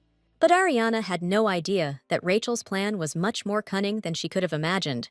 The woman specially gathered noble ladies in advance, whose opinions were important in society. She was going to lead them to the very gazebo near which Ariana was now standing with the mercenary. All because the man just needed to spend time alone with the daughter of the Duke of the East. And no normal guy can refuse the opportunity to spend some time alone with an aristocrat. So all of the heroine's plans quickly failed, because she was much weaker than the powerful mercenary. The man had long harbored hatred for such ladies, and now he had the opportunity to take revenge. Quite quickly, Ariana ran out of strength to resist, no matter how hard she tried. But suddenly, something happened that was not part of either the girls' or the mercenaries' plans. His head was separated from his body by the strong hands of the man who interfered with the man's plans. It turned out to be the Duke of the North, who was keeping an eye on Ariana out of curiosity today. Cyrus could not stand aside when he saw what almost happened to his enemy's daughter. The heroine didn't even think to count on the help of her friend, but his appearance turned out to be very convenient. The lady had no idea what she would have done if the Duke had not helped her once again. His face remained just as serene, even though he had just killed a man. So Ariana hid the fact that inside she was shaking with incredible fear. Karha had long since gotten used to the fact that ladies always fainted at the sight of dead people nearby. So the Duke's daughter once again amazed him with her calm behavior, despite the defeated mercenary. The lady truly hoped that her efforts, along with the dagger, would be enough. But the reality was much more frightening, because the girl was still young and inexperienced. Although she was not afraid to stain her hands with blood, physically the lady was far inferior to any man. The Duke did not expect that the quiet aristocrat would have such a strong inner core. Ariana acted as if she had already encountered death many times, even though she lived locked up in the estate. The girl managed to think through many little things in advance that others would not even think about. And now it seemed as if she had accidentally dropped the handkerchief. But this was one of the key details of her plan. Vittoria's name on the handkerchief suggested to the Duke that it would be better to leave the item at the crime scene. Now it was up to Cyrus, since he had gotten involved in this matter, to help Ariana. So he ordered his assistant to bring guards as quickly as possible to investigate the murder. Meanwhile, Vittoria ran as fast as she could to the gazebo, as she had recently received a letter from her mother. The girl had no idea why Rachel hadn't personally invited her to meet the aristocrats. But what surprised Madame most of all was the sight of her daughter, since she had not called her at all. The fair-haired lady had no idea that her letter was not written by her mother at all, so the woman was only angry at her daughter for violating her request to stay on the estate. This behavior of her mother surprised Vittoria so much that she expected a completely different result. In fact, all the other ladies were not opposed to Bronte's daughter joining them. But this was not part of the plans of the woman, who had thought out the entire walk down to the last detail. She paid most attention to the aristocrat, who was difficult to invite to tea. Bronte's wife's plan was to lead the noble ladies to the gazebo, where Ariana and the mercenary were supposed to be. In this way, Rachel intended to bring about her daughter's downfall in the eyes of all high society. No lady was allowed to bring unknown men into the house, so the girl would not be listened to. And it would have been easy for Rachel to pretend that she was grief-stricken and didn't want to show her daughter to anyone. So the woman was eagerly awaiting the moment when everyone would see Ariana in the arms of the mercenary. She planned everything so carefully that she had no doubt in the success of her insidious plan. But the faces of the aristocrats suddenly reflected fear, instead of surprise and hostility towards the situation. Rachel never imagined that she would find only a long-dead mercenary inside the gazebo. His head and body lay in the same place where the Duke of the North had deliberately left them. At exactly that moment, the investigator appeared near the gazebo, having arrived in response to a report. His appearance left the woman with no doubt that a real murder had taken place. What bothered Rachel most was that the guards appeared at a time when Ariana was not visible. The presence of the chief investigator himself made it clear to Madame that everything had not gone according to her plan. It was already enough that the mercenary she hired somehow ended up dead in the middle of the gazebo. But the horrors in the aristocrat's life did not end there, as the guards quickly found important evidence. Rachel personally gave Vittoria many things that the girl used with pleasure. So at first glance, she recognized the scarf with her daughter's name on it, which she had recently brought from the seamstress. This is how the charge of murder fell on the youngest daughter of the famous Bronte family. The trap that the heroine had been preparing for so long and so carefully finally slammed shut with a bang. In fact, the girl couldn't even imagine that she would be so lucky with Vittoria's personalized scarf. She began to act only because she knew all her mother's habits well from her past life. That's why Ariana was ready from the very morning and used the right products at the right time. Now, all she had to do was find those very letters from Rachel to the Duke of the West that would please Russell White. This information was supposed to be the key to the girl's freedom from the oppression and abuse of her family. The most difficult thing for the heroine now was to find those very letters that her mother had hidden somewhere among her things.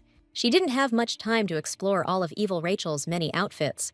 But this time, luck was on the lady's side, because in one of the scarves, she quickly felt something that looked like letters. Finally, the opportunity to impress her own father no longer seemed so illusory to the heroine. But once again, the lady was not alone, because the Duke of the North had secretly followed her here too. This time, Kiris's behavior interfered with Ariana's plans to quietly steal her mother's letters. As usual, Karha amazed the girl with his ability to appear next to her at the most unexpected moments. And the lady could no longer be rude to the man who had recently saved her life in the gazebo. To the heroine's surprise, the Duke quickly realized that she was planning to escape from the estate. Although Cyrus gave the impression of being an indifferent person, he always remained attentive. So Miss couldn't turn this guy from a friend into an enemy, because she would definitely lose to him. From the very morning, Ariana really did everything to successfully escape in the future, and she started with a letter for Vittoria. This is precisely why she needed Rosalind's support, who obediently covered for her mistress in everything. Since the younger sister eventually showed up near the gazebo, it was not surprising that she was blamed. Ariana didn't want Vittoria at all, since in the past, it was she who led her to a tragic death. But even the heroine didn't expect that the head of investigations himself would take an interest in the death in the gazebo.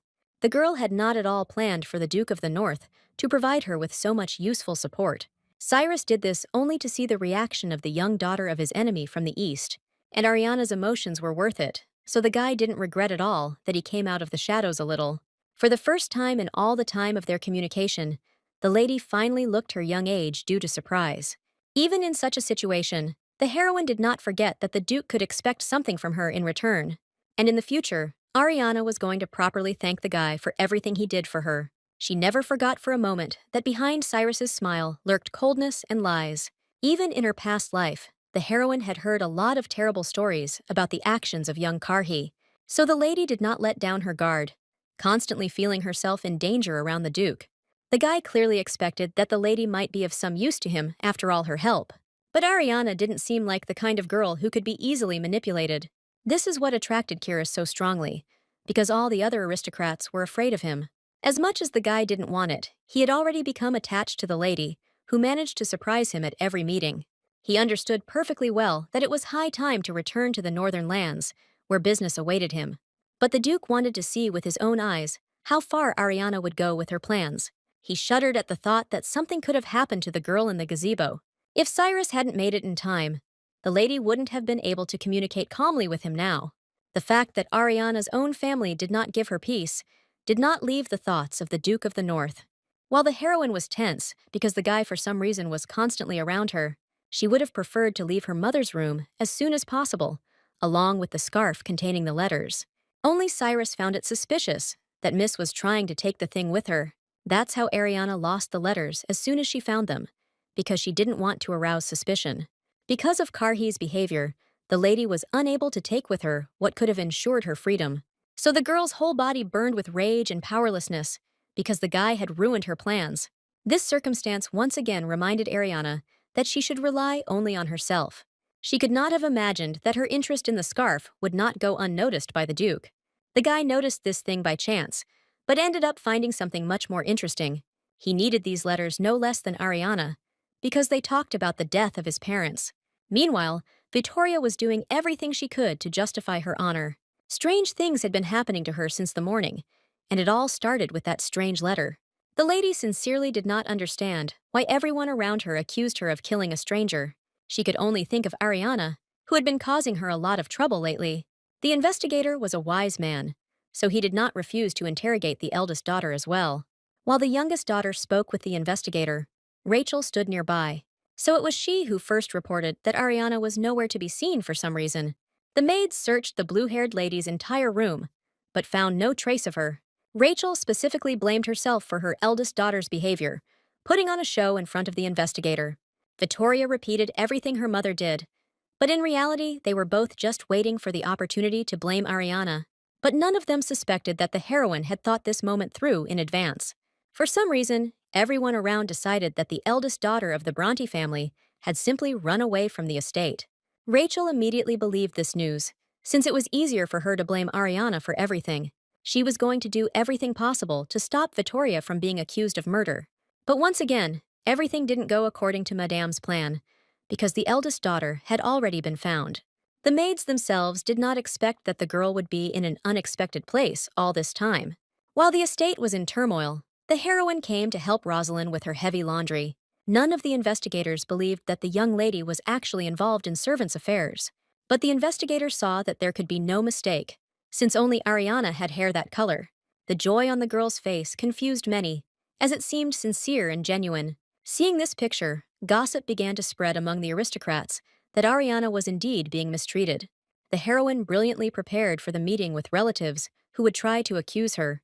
She learned to play the role of a poor lady so well that no one had any suspicions. And only Rachel felt that with each passing second, she was becoming more and more drawn into her daughter's plan. The investigator had only one question about where Ariana had been all day. And it was not difficult for the girl to prove that she spent all her time with Rosalind.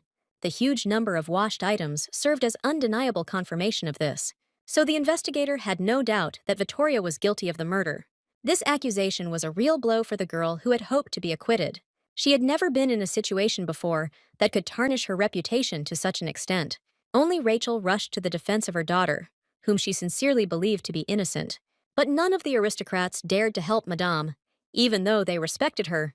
The investigator's decision was not subject to discussion, since all the evidence was against Vittoria.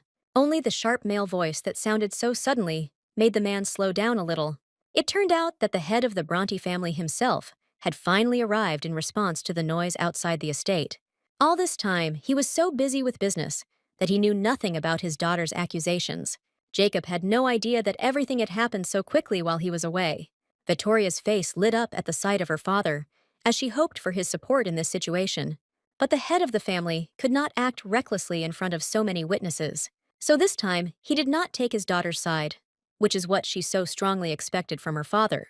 The girl's heart was pierced by the pain of betrayal. As her own father sent her to prison, the lady refused to believe in the reality of what was happening until the very end. But it was not a dream at all. But Jacob remained merciless to the pleas of his daughter, whom he did not care about. Vittoria personally confirmed that her father had not even looked in her direction the entire time. Her mind was filled with jealous thoughts that Bronte would definitely protect his middle daughter, and Helena would never have known all the horror that Vittoria was now experiencing. This realization hit the lady who had believed in their happy family all this time the hardest, and only one heroine was satisfied with what happened, because that's exactly how she planned everything. Finally, she smiled happily at her younger sister, as she had no plans to hide her participation. Only now did Vittoria realize that all this time, she should have been wary of the cunning Ariana. After everything that happened, the heroine felt as if she had been squeezed worse than a lemon. But she was once again convinced that Rosalind could be completely trusted. From early morning, the maid successfully spread rumors that her mistress had helped her with the laundry. So, in the end, no one in the estate had any doubts about where Ariana was. Moreover, the assistant personally took on most of the laundry to help the girl. And the most pleasant thing for the heroine was that Rosalind did not ask her a single clarifying question. So this day turned out to be successful, in part due to the efforts of the faithful and obedient maid. The lady could not deny the fact that the Duke of the North also helped her greatly in this matter. No matter how much the girl pushed the guy away, he always did her a good service in fulfilling her plans. But because of Carouse, the heroine ended up losing the letters that could have been her salvation. Ariana was afraid to run away from the estate to her father without confirmation that she would be useful. All her life, the girl saw only indifference from the outside and knocked on closed doors. And the heroine no longer wanted to experience the pain of being rejected once again. She was used to being an unwanted child, something her unloved family constantly reminded her of. So the girl was afraid that Russell would react in the same way to her appearance empty-handed. That is why the heroine needed Rachel's letters, which had political value, so much. Meanwhile, Vittoria was still fervently trying to defend her innocence in the murder. But no matter how much the girl screamed, the investigator did not believe a single word she said. In prison, the girl's days dragged on endlessly, and she did not believe that anyone would take her away. The lady was constantly tormented by the thought that the family did not need such a terrible daughter. Meanwhile, strange rumors about the activities of the famous Bronte family began to spread throughout the capital. People somehow found out that Rachel paid a mercenary to harm Ariana. In the end, it became clear to everyone that Vittoria, who was located near the gazebo, was blamed for everything, while the eldest daughter of the Bronte family was sent to prison as punishment. In this difficult situation, Rachel could only rely on her father, who was the Duke of the West. It just turned out that the man had no intention of helping his own daughter. So the lady was left alone with her husband, who also did not know how to get out of this situation. Instead of coming to an agreement, the spouses constantly argued with each other over trivial matters. Furniture and dishes were damaged during their argument, but Jacob and Rachel did not stop. Madame blamed everything on her eldest daughter, who had been actively acting up lately. Bronte's wife was sure that if it weren't for Ariana, peace would still reign in their home. From the very beginning, the woman did not value the life of her daughter, whose birth caused her inconvenience. But only now has Rachel gathered the determination to finally get rid of her unloved daughter. But the heroine knew from the start that her actions would make her mother hate her even more. She was lucky to have such a good servant. But Ariana no longer counted on luck alone. It was necessary to flee the estate soon, before it became too bad to live there. She understood that Rosalind, no matter how much she wanted to, would not be able to save her from death. What the lady didn't expect was that rumors of Vittoria's guilt would spread so quickly throughout the area. She had no doubt that the Duke of the North had a hand in this matter. All Ariana needed from Rosalind now was one more dagger, since the last one had been taken from her. The commander of the knights saw how strong the thirst for a quiet life was in this lady. The girl seemed quiet and calm, but incredible emotions were seething inside her. And Lewis supported the decision of the Duke's daughter, who liked her because of her inner core. The heroine silently dreamed of the day when her family would face retribution for their actions in a past life. Some of her relatives were already going through difficult times, but that wasn't enough for Ariana. Before her rebirth, she suffered so much that her rage never weakened for a second. Until now, no one in the family has come close to the despair that the heroine once experienced, so she was going to lower her relatives into the very abyss in order to escape peacefully. The lady would not regret her decision at all, even if it led to her death again. The only thing that bothered the lady in this situation was the inaction of the Duke of the West. Rodion Oblin was truly always distinguished by the fact that he did not allow any of his relatives to be disgraced. But now he had no time for Bronte, because he was suddenly visited by the young Duke of the West himself. Cyrus was glad that he had ruined all the plans of his old enemy, whom he could not take revenge on. It was the appearance of this guy that prevented Rodion from getting poor Vittoria out of captivity. Even the Duke of the West's wise lieutenants had no idea what Karhi's purpose was. Oblin remembered that in his youth, Kiris's parents were brutally murdered after numerous accusations. In that situation, only this boy survived, for whom one of his close assistants gave his life. Since then, the northern lands have been mired in constant wars for the opportunity to rule. And this continued until the young duke ascended the throne again, defeating all his opponents. Rodion knew that after everything that had happened, Kiris's heart was forever captured by cruelty and pain. What the Duke of the West feared most was that his enemy would learn the truth about the death of his parents. In fact, it was in Rachel's letters that Karha read that his family had been killed unfairly. However, he could not allow himself to reveal the whole truth now, because there was not enough evidence. The Duke of the West was always distinguished by his cunning and treachery, so he could avoid punishment this time too. But Cyrus saw that his mere presence made Rodion nervous and at a loss for words. Meanwhile, Isaac was still idle, because his master did not want to return to the north. So, as soon as the guy saw at least one familiar person, his face lit up with joy. True, even Noah did not want to relax next to Isaac, because it could cause Cyrus's anger. He made a special trip to the Bronte estate and made sure that Lewis was looking after Ariana well. All this time, all of Karhi's tasks revolved around the blue-haired daughter of the Duke of the East. So, the assistants inevitably began to have questions about why the gentleman acted this way. Personally, Noah refused to believe that Cyrus had finally shown feelings for one of the ladies. But Isaac was sure that the Duke of the North would never have gone to meet the Duke of the West otherwise. Karka had never really tried so hard before, for the sake of some young and naive aristocrat. In this, his faithful assistant saw a sign that the master's heart was gradually beginning to thaw. Isaac was already dreaming of a beautiful wedding for Cyrus, who had never paid attention to the ladies before. Perrin's carelessness quickly infected all his friends, who wished their master happiness. That's how Noah gave in to Isaac's persuasion, who simply needed company while drinking.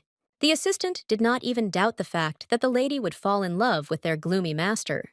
Meanwhile, at the Bronte estate, Rachel is tired of waiting for her youngest daughter to be released. So she came up with a good way to get all the charges against Vittoria dropped in a short period of time. The woman came up with a truly insidious plan, as she found a maid she couldn't refuse. The assistant understood that the potion would bring her death, but she acted this way for the sake of her family. This is how the investigator came across the dead body of this girl, who confessed to killing the mercenary. The maid did everything so perfectly that no one could accuse her of lying after her death. So the man had to accept the fact that Vittoria was not guilty of anything in the first place. The investigator had no doubt that the information he had received was false, but he could no longer detain Bronte's daughter. This is how Vittoria was finally returned home after a long stay in detention. Rachel ignored the evil rumors that she was the one who killed that maid. Only Jacob was worried about the family's reputation, which was gradually sinking due to his wife's actions. But Madame placed all her bets on Helena, who was expected to please the aristocrats in high society. She had no doubt that the girl would quickly attract the attention of the right people. Of course, Rachel had planned to take Ariana on the trip, but not with good intentions. Only Helena dared to say out loud that they should not have taken their sister with them. But everything was decided even for the heroine, so she did not try to resist her mother's words. She had lived locked up in the mansion for so long that she could hardly believe that she was finally leaving. All the girl's thoughts revolved around the fact that she would soon be able to receive her long-awaited freedom. She had been waiting for this since her past life, and never before had she been so close to her goal. All this time, the lady felt as if she had always been in a beautiful and rich cage, and yet, somehow, she miraculously managed to reach incredible heights on the way to her goal. The lady did not regret at all that she had to leave so much behind. She knew that she should be partly grateful to the Duke of the North for the help he had provided. But Miss only let her assistant in on the carefully developed escape plan. Rosalind's eyes lit up with fire, because she was only too happy to help her mistress in this matter. The maid's enthusiasm told the heroine that she was clearly not a simple assistant in the estate. Until now, Louis has not revealed her identity to Ariana, because it was too early for that. For now, the heroine was satisfied with the fact that this assistant was like an extension of her hands. She understood perfectly well that her mother had not put her in such a good carriage for no reason. The lady could only hope that Rosalind would be able to protect herself in case of danger. The knight commander did not reveal to Ariana that she could very well stand up for her. It was enough for the daughter of the Duke of the East that the maid would have time to save herself in case of danger. The heroine knew well that their path had to lie through abandoned mountain ranges. Even Rosaline hadn't taken into account the fact that Rachel had deliberately chosen a dangerous route for the trip.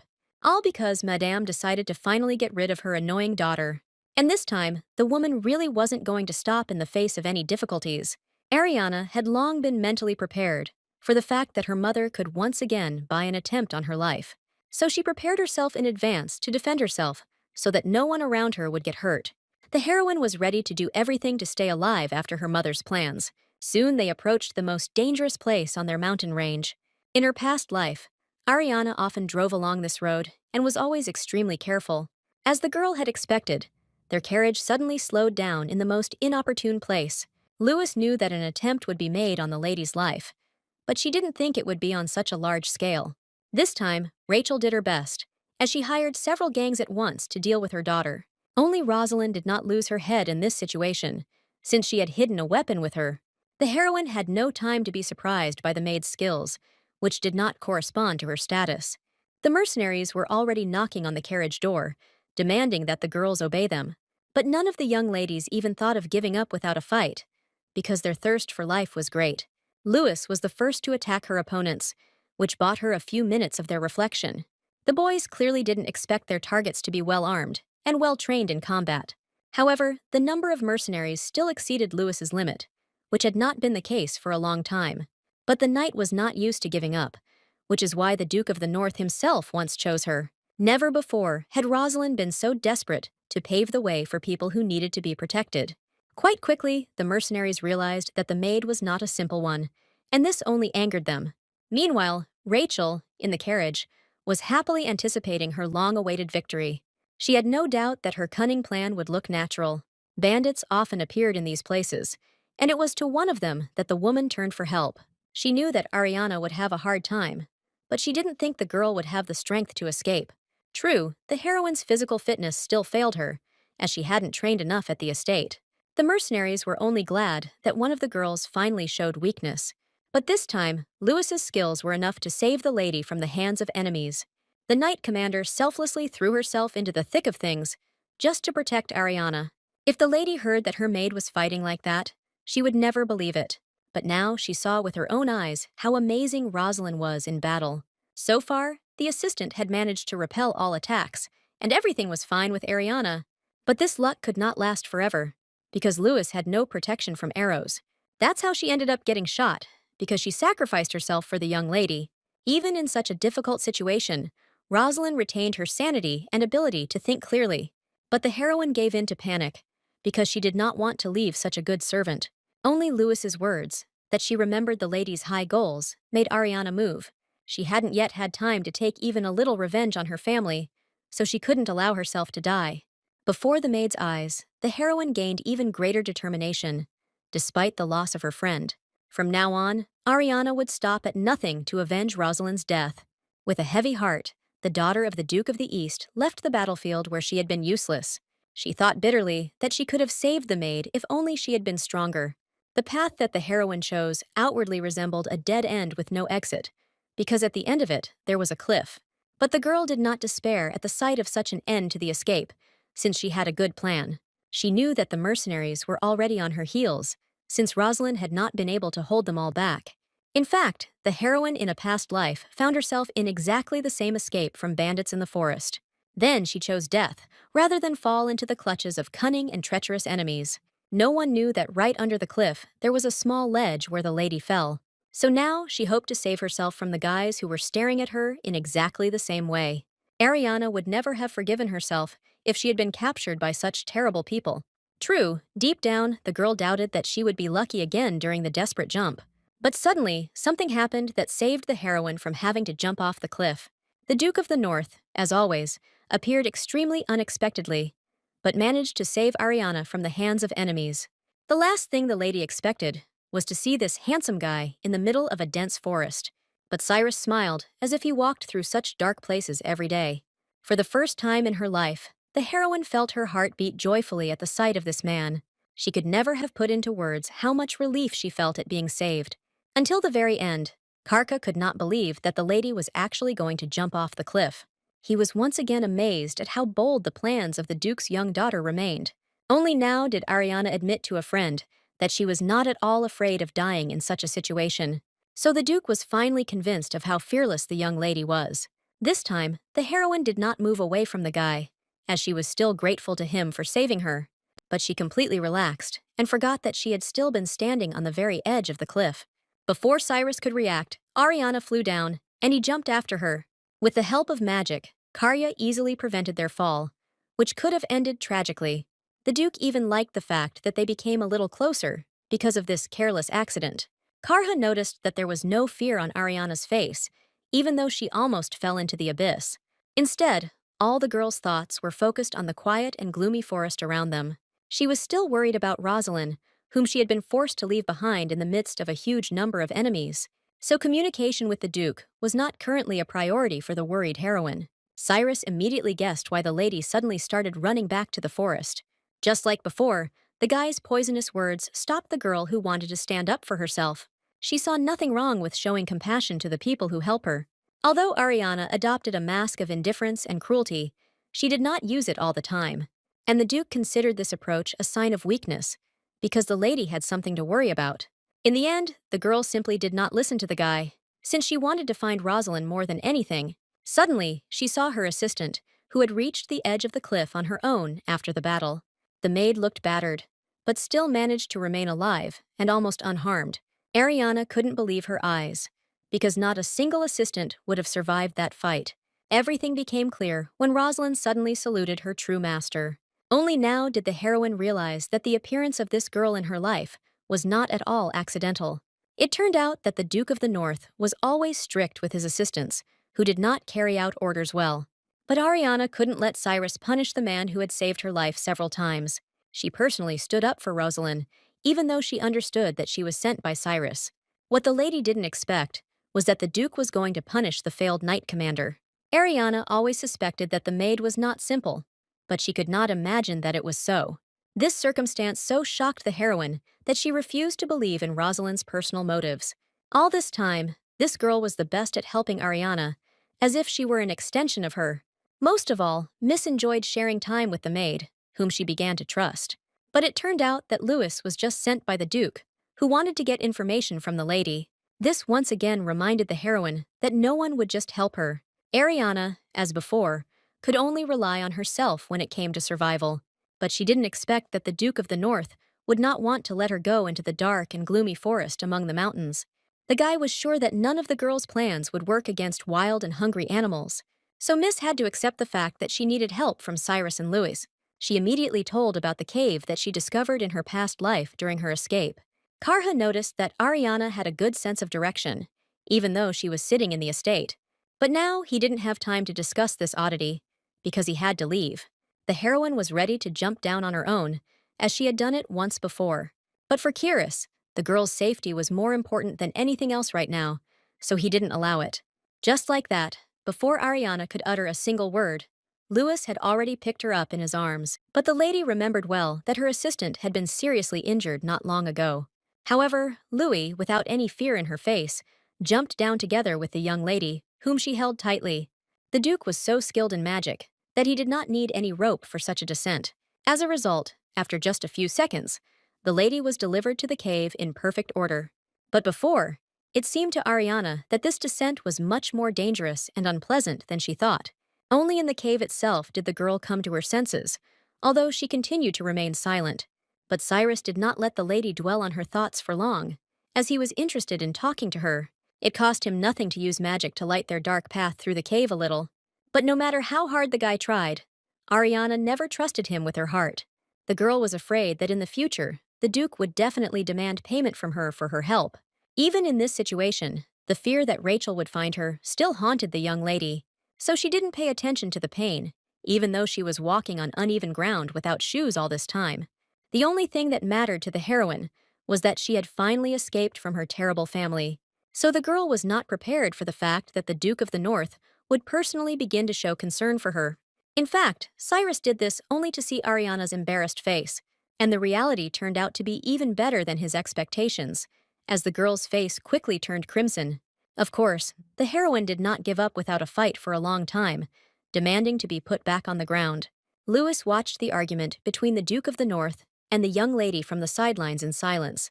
She had heard from Isaac that their master had fallen in love, but until now she had refused to believe it. And now the Knight Commander was personally convinced that Cyrus knew how to show emotions quite well. The guy was always stubborn, so he made sure that Ariana fell asleep in his arms. He sincerely wished that the girl would finally rest, as she was too tense. And in the end, fatigue got the better of the heroine, whose desire to be independent gave in. When Miss came to her senses again, she did not immediately understand where exactly she was now. The events of the previous day slowly came into Ariana's head, causing her to jump in place. The area where the girl found herself seemed quite safe and quiet, but she still couldn't believe that she really fell asleep so easily in the arms of the young Duke of the North.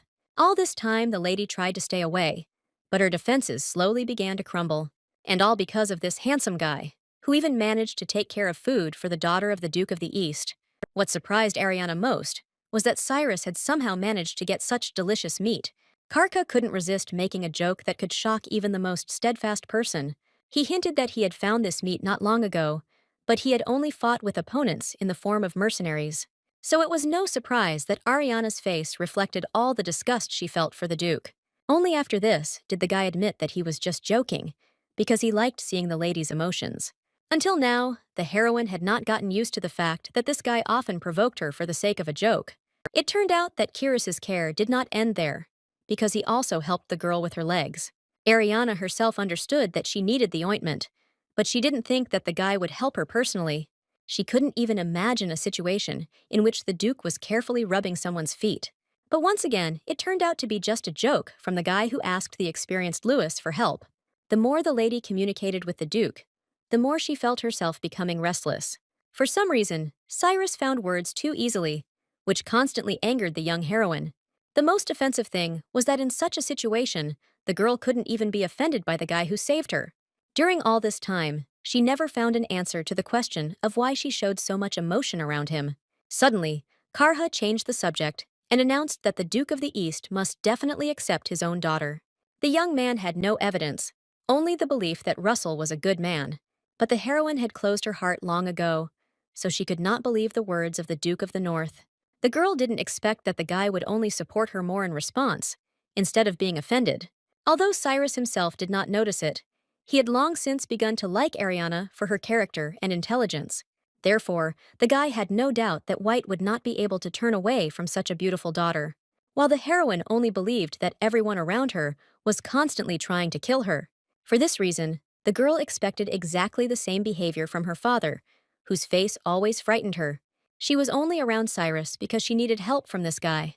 But if it were up to Ariana, she would have already set off on a solo journey to the east. The only person the girl was sad to part with was Louis, to whom she had become well accustomed. But she understood that the maid would never stay with her because she belonged to the Duke of the North. So it was useless for Miss to even start arguing with Karha, since he would not give up the knight's commander. The heroine had no time to waste on trifles, as she had to plan a journey to the east. After everything that had happened to them, Karha hadn't expected Ariana to decide to run away so soon. He hoped in his heart that Louis's presence would keep the girl with them a little longer. But for some reason, the heroine was rushing to the east as if she were running away from a fire. While the Duke was confident that they had enough time to rest, Ariana always thought that Cyrus would at least have some understanding of the situation she was in. But the Duke had no idea of the full force of Rachel's hatred, from which the girl was trying to escape. The heroine lived her entire life with the thought that her mother would have preferred to kill her in the womb. The Duke's heart was pierced by the fact that this lady's smile was significantly different from the real one. Sadness instantly covered the guy completely, because this was not the expression on his face he wanted to see. Suddenly, Louis suggested to the Duke that at that moment he needed to console young Ariana. But the guy had no idea how exactly to support the confused girl. The last time he received support and comfort was in his distant childhood, so he remembered almost nothing. Until now, Cyrus felt sad that he had so few memories of his mother.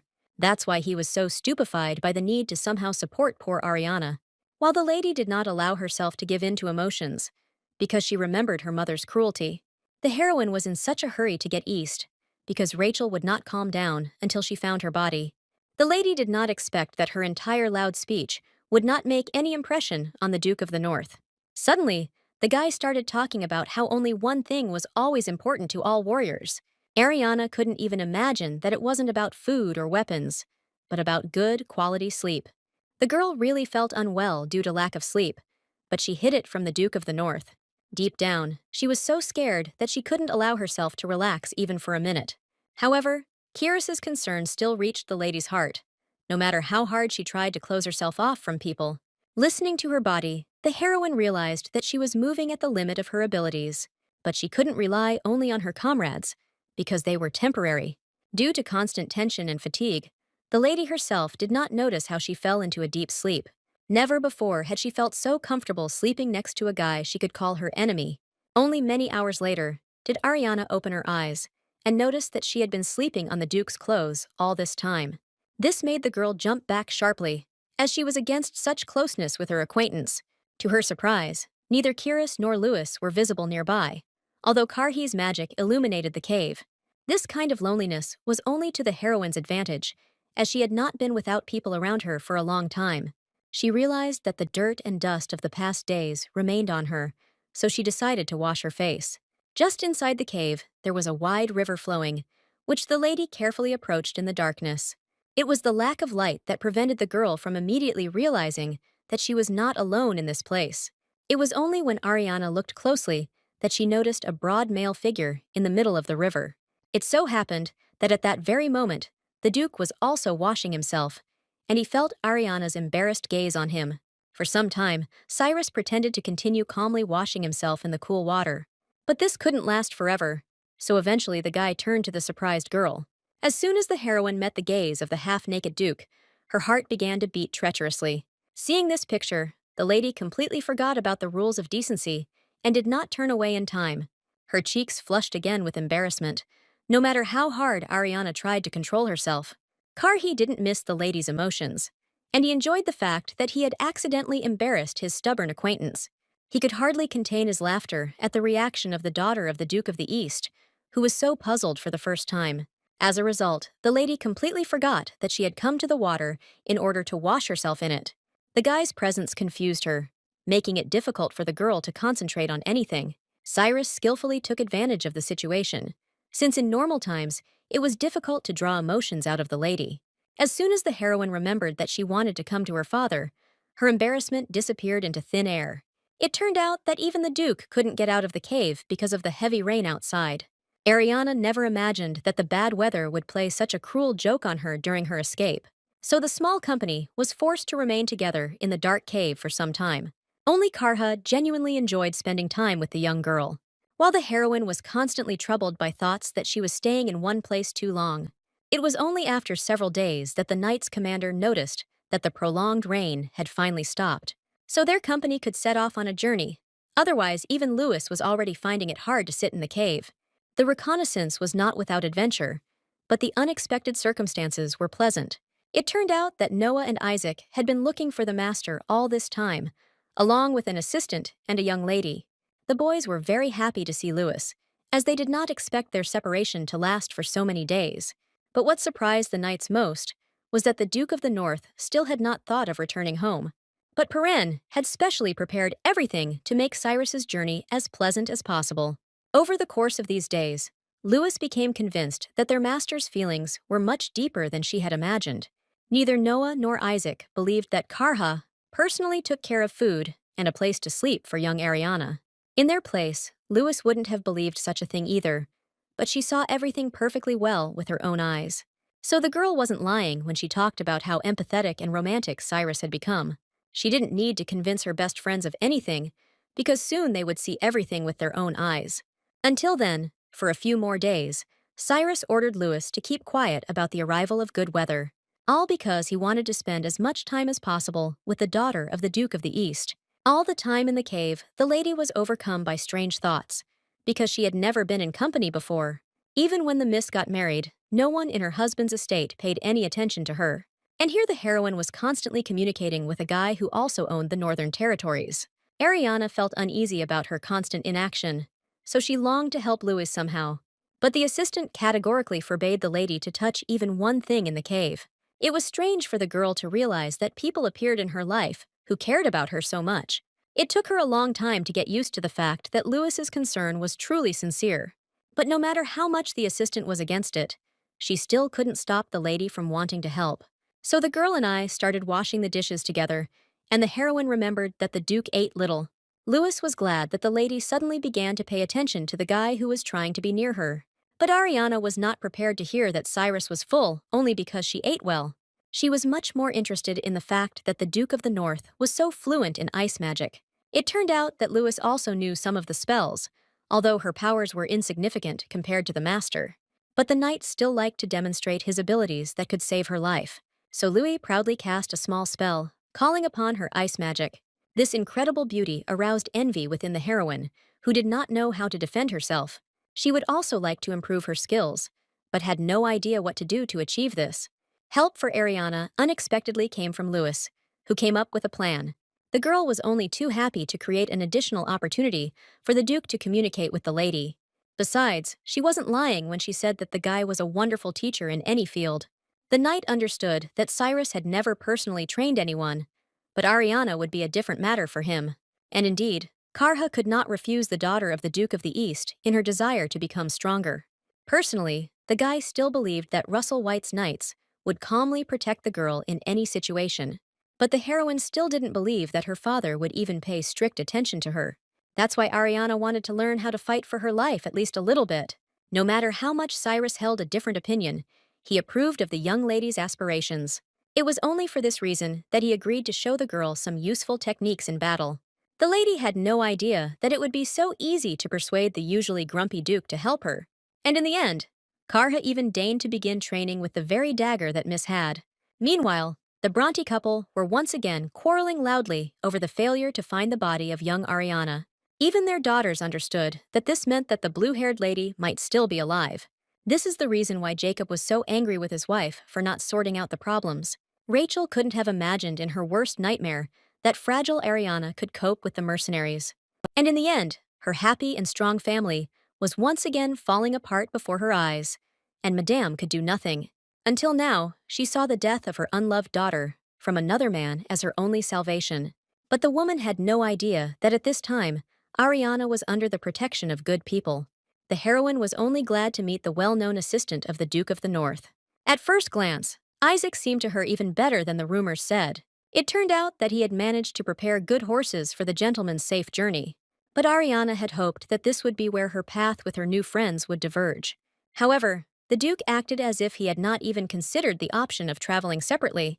The guy did everything to ensure that their goal was in one direction, and there was no need to split up. But the heroine was only thinking about how many times she would have to repay the Duke for his help. Only this girl was Cyrus helping time and again without compensation, something he himself did not notice. But all the assistants of the Duke of the North saw how much their master had changed in a short time. Karha sincerely wished that the lady would turn to him for help at any convenient moment, but he didn't expect that the girl would again ignore any of his attempts to help.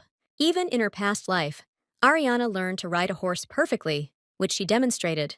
The heroine was confident that she would not delay anyone on this trip, since she was not afraid of speed. So the whole small company headed east through a dense and dark forest with bandits. They rode so fast that the wind constantly whistled in the ears of the lady, who was not used to it.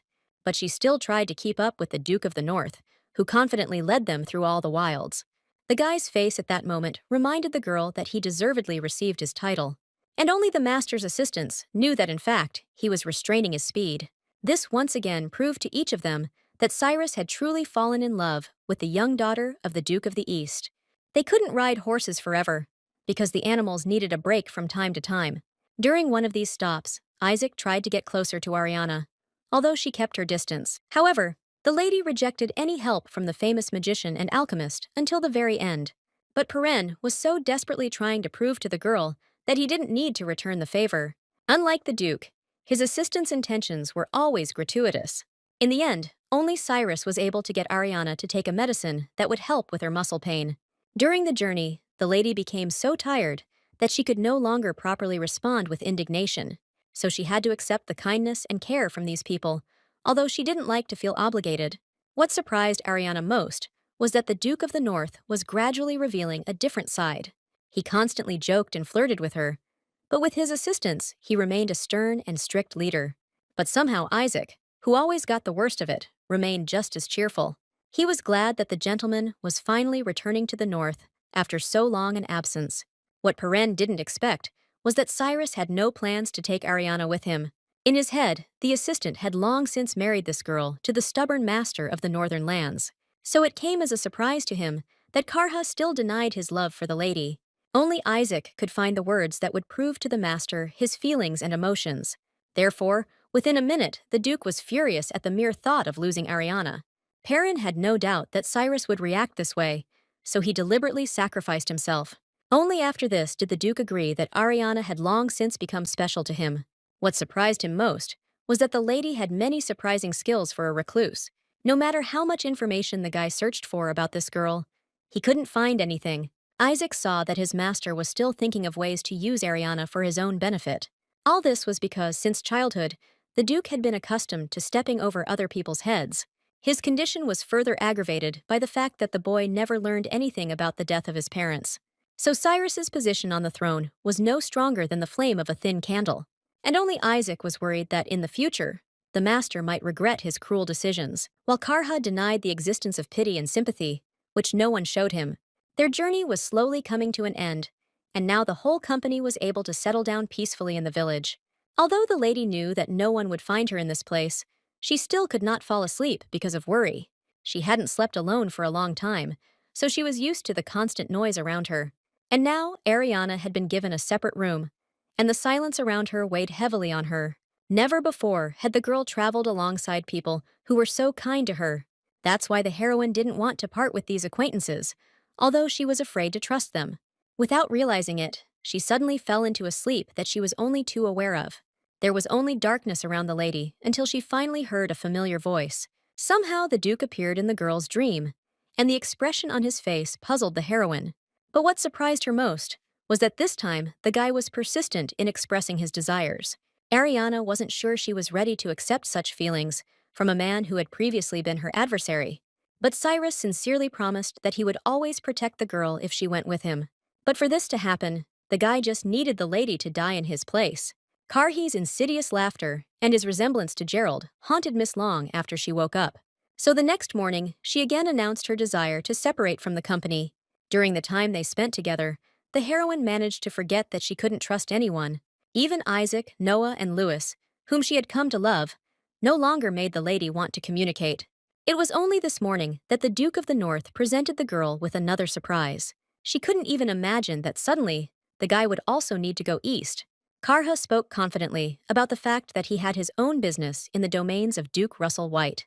The heroine had no reason not to believe the Duke's words, that he had never lied to her about anything. Besides, she knew that Cyrus had been fighting against a dangerous group of people for many years. Karka was delighted that the lady of the moment had guessed the main reason for his arrival in the East. He really tried to deal with the Paganist Guild, the remnants of which were scattered across the territories. These people represented a huge danger and lived mainly in the eastern lands of the empire. There were rumors that these heretics did not spare people and offered them as sacrifices to their gods. Several years ago, the ruler of the empire ordered the dukes to deal with these people, but only Cyrus successfully drove out all the followers of Paganus from his territory. He was surprised that the lady was not afraid to go to the east, where there were many of these terrible people. The whole point was that the heroine didn't care whether she died at the hands of her mother or at the hands of heretics. Such courage once again proved to Karhe that the blood of the Duke of the East truly flowed in Ariana. Only one heroine still doubted her abilities, because she was not physically strong. But Cyrus believed that the lady would be able to choose her own path as a warrior, which would lead her to victory. Only after her friend's words did the girl's eyes open, and she realized one simple truth. Even in her past life, the lady never tried to defeat her enemies with brute force alone. Instead, she chose a slightly different path, even though she had failed to save herself in the past. But this time, Ariana tried to remain kind and noble, even though her heart was wounded. The heroine despised the treachery and cruelty of her relatives, against whom she fought. Finally, the long-awaited peace came within the girl, because she accepted her weaknesses. And all this happened from just one word from the Duke, whom the lady had missed all her life. So Miss honestly said that the guy was very wise, which surprised Cyrus. Ariana had no idea that such compliments were never said in high society. But these words were so similar to the lady's true personality that Karha accepted them with pleasure. He couldn't remember the last time he laughed so joyfully because of just one phrase. Thus, the whole company continued their journey to the east, which was greatly extended due to their secrecy. For the first time in 2 lives, the heroine came to her father not in order to overthrow him from the throne, but in her past life, the girl did a lot of terrible things, obeying a bad person. Her husband mercilessly ordered that the entire White family be dealt with, and the lady silently obeyed. So she expected that this time too, Russell would greet her sternly, even though he would not know about the past. If only Ariana had had Rachel's letters with her, she would have been much less worried. But Cyrus took away her opportunity to steal them, but the lady was not offended by such a handsome guy.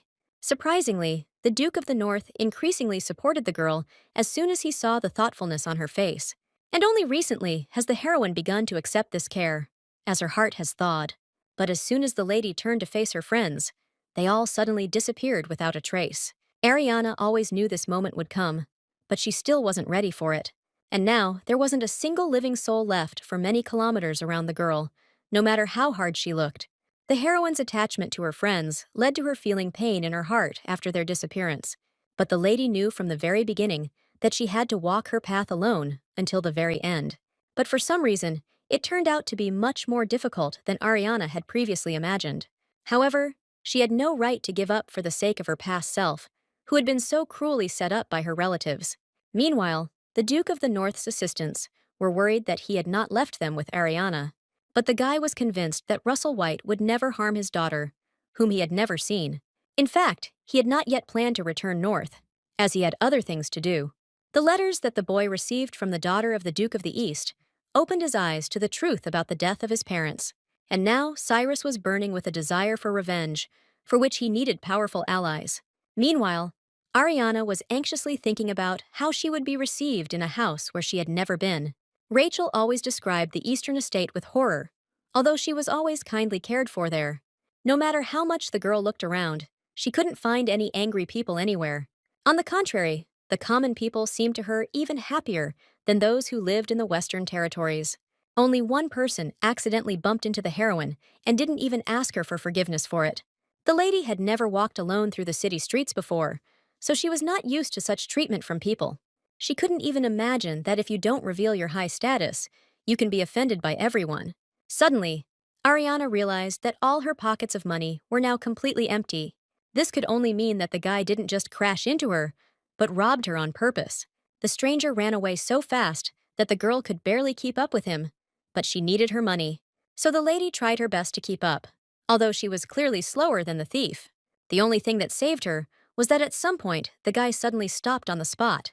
Ariana firmly believed that a squad of knights would soon come to her aid in this situation, but the homeless man knew very well that there was never any help in these slums. However, all his courage vanished as soon as the young man heard the clatter of hooves right behind him. He couldn't believe his eyes when he actually saw a squad of knights who came to the aid of the girl. Previously, the bandit was always lucky, and no knight noticed how carefully he stole money from people. But this time, something went wrong from the very beginning, because the lady loudly chased him through all the streets. But most of all, the boy was afraid of the knight's sharp blade, which was pointed straight at him. The man had no intention of forgiving the person who had so brazenly stolen money in the middle of the day. So the thief had to apologize nicely before they let him go. The knights always had a soft spot for beautiful girls, and therefore they constantly tried to help them. But the heroine didn't expect that someone from the family of the Eastern Duke would come to her aid. The lady remembered well that different shades of blue had always been a hallmark of the White family. And so it happened that the girl met one of her father's closest relatives. It was this guy who nobly returned the lady's money, although he did not yet know her identity. His name was Abister White, and this young man was always distinguished by his kindness and attentiveness to people. Although the relative seemed good-natured, the lady was accustomed to not trusting everyone. His cheerful behavior only made Ariana more embarrassed, and she wanted to continue acting alone. But Ibister believed that everyone should be able to accept help from others. Under such pressure, the girl quickly gave in, as she did not want to attract unnecessary attention. But she didn't expect White to take decisive action so quickly. Before the heroine could even blink, she found herself on the horse of the guy who wanted to help her. Abuster volunteered to personally take the lady to the place she had been heading to all this time. Ariana had to spend a lot of effort to hide all her emotions from this strange guy. What surprised her most was that her relative radiated kindness and care towards her. But she remembered well the words of her mother, who hated all the cruel and evil whites. But Ariana herself didn't notice even a hint that Abuster was a bad person. As promised, the guy quickly brought her to the White estate, which was striking in its grandeur. The girl could hardly believe that after all the trials, she had finally achieved her goal. A little more than 2 months had passed since her rebirth when the heroine began to act. During this time, she met people who were ready to give their lives for her without question. And in the end, the lady escaped that terrible future in which she dies in a cold dungeon. But she couldn't call this place home, even though she was born here in her childhood. The White family still made the girl wary, even though they only gave smiles to those around them. But the lady could no longer hide her identity, because she had not come to this place for nothing. As soon as she revealed her face, her hair told Abister that he had a relative.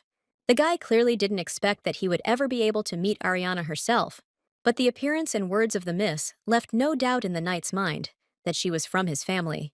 This is how the heroine was moved in panic to the living room, where she was supposed to wait for her father. Despite her outward calm, Ariana was shaking violently with fear and worry inside. She remembered all too well the fury on the Duke of the East's face when they met in their previous life.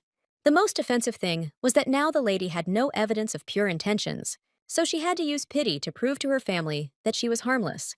The Whites' decision directly affected the life of the heroine, who did not want to return to the West. But their faces did not express anything good, which only frightened the young aristocrat even more. She was so afraid and worried that she had difficulty finding the right words at such an important moment for her. Miss did not dare to look into the eyes of her father, whose face had frightened her in her past life. All she needed now was a small room somewhere in the estate.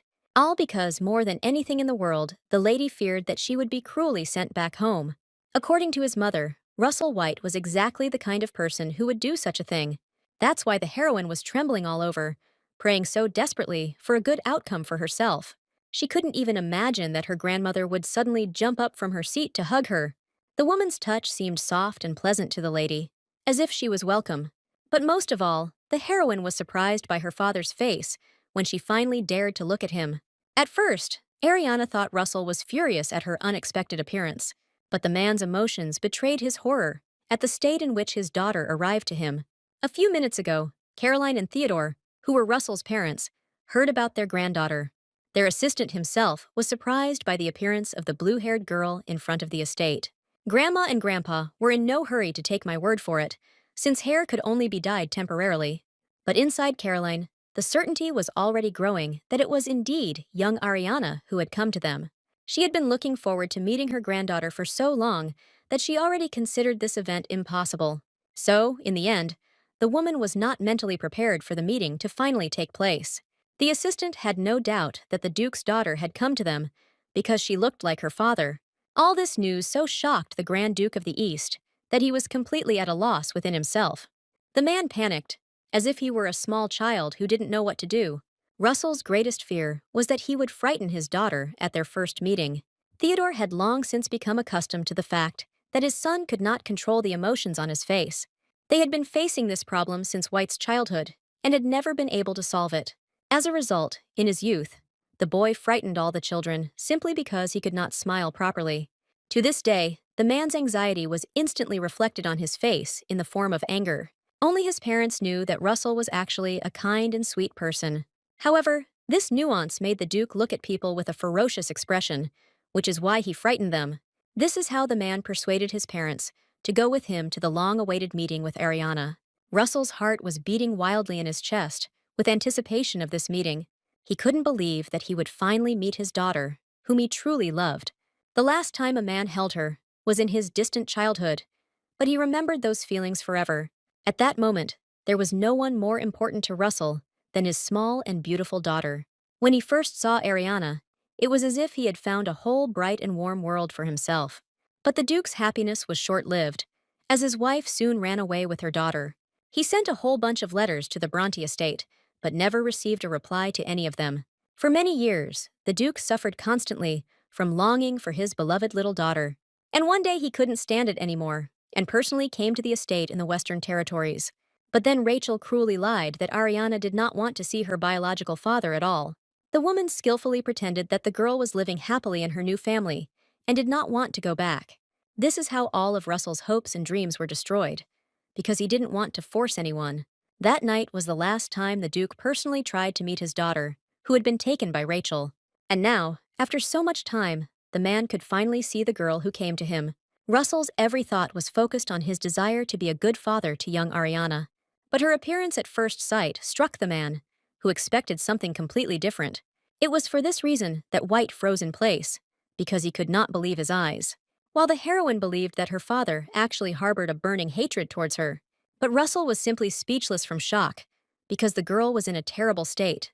Every careful word she said wounded him to the very heart, because he wanted to love her. Ariana acted as if she was asking to stay overnight with strangers, begging for a favor. All this horrified Russell, because this was not how he wanted to see his daughter grow up. She looked like she had never eaten properly, and bruises covered her entire body. The Duke did not need to look closely to understand how pitiful the girl's body was. All this time, Russell believed that his daughter was being treated well by the new Bronte family, and she looked as if she had never in her life been cared for by the gentle hands of maids. So the first thing the Duke did was ask his assistants to get Ariana in perfect order. For the first time in her life, the heroine found herself in such a rich bath of food that she was right next to her. Only now did she realize how much richer her father was than the envious and cruel Duke of the West. So Rodion caused a quarrel between the Emperor and Russell, which caused the ruler to turn away from the East. And for many years in a row, the Duke of White fought the representatives of Paganus on his own, while the heroine endured beatings and humiliation from her own mother her entire life. It even got to the point that the maids began to laugh at her, as if she were a nobody. As a result, Ariana's life ended in shame, although she was not actually guilty of anything. But the lady's family on her father's side had no idea what she had to go through in the past. But it was perfectly clear to them that the girl had been subjected to violence for a long time. This circumstance deeply hurt Russell, to whom Rachel lied about her daughter's happy life. But Caroline could clearly see that Ariana's body was covered in terrible bruises. Never in his life had the Duke regretted so much that he had once given in and abandoned his daughter. Pain tore at his heart, because he could have saved the girl from the oppression of that family much earlier. In the end, the man could only blame himself for inaction, because time had been lost. He was horrified that the lady was going to prove her worth to her family. Russell knew exactly what happy teenagers Ariana's age should look like, but looking at the girl's face, White did not believe that she was capable of smiling so joyfully. What angered him most was that Rachel turned out to be a terrible mother, and he trusted her. Only Theodore was prepared for the fact that not all parents were good to their children. Even Russell couldn't cope with his parental responsibilities, leaving his daughter alone. That is why the heroine communicated so carefully with her relatives, afraid of seeing their anger. Although she was seated next to her father, the girl did not feel any support or care from him, but she saw the anxious glances that her grandmother cast at her, constantly watching the lady. All the time at the table, Ariana tried to behave as befits a true aristocrat.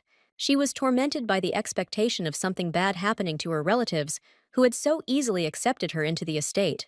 The lady was sure that the family could move on to punishing her at any moment. Although, in reality, Caroline was only thinking about what her granddaughter had to go through in general.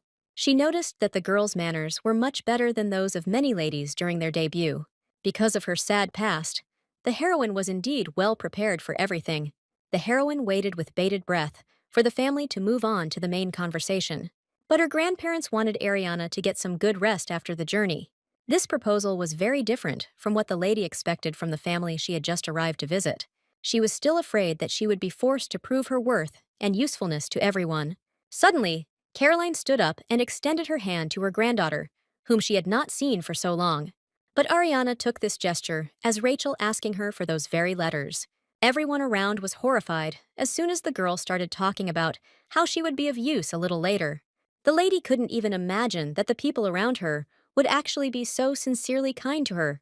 Caroline just wanted to hold her granddaughter's hand, and she had no other intentions. But Ariana's wounded heart refused to believe that someone could just love her like that. Her hand trembled madly with fear as she extended it to this pleasant-looking woman. The girl had a hard time accepting the fact that no one demanded any evidence or information from her. The grandmother, with a joyful smile on her face, brought her granddaughter into a spacious and beautiful room. But what surprised the lady most was that this room had been waiting for her since childhood, according to Caroline. Before, Ariana always felt like the White family hated her more than anything else, and in the end, everyone around showed the girl miracles of attention and pleasant care. But the fears inside the heroine were so great that she was not ready to believe in love. As soon as the grandmother left, heavy thoughts again overwhelmed the Duke's young daughter.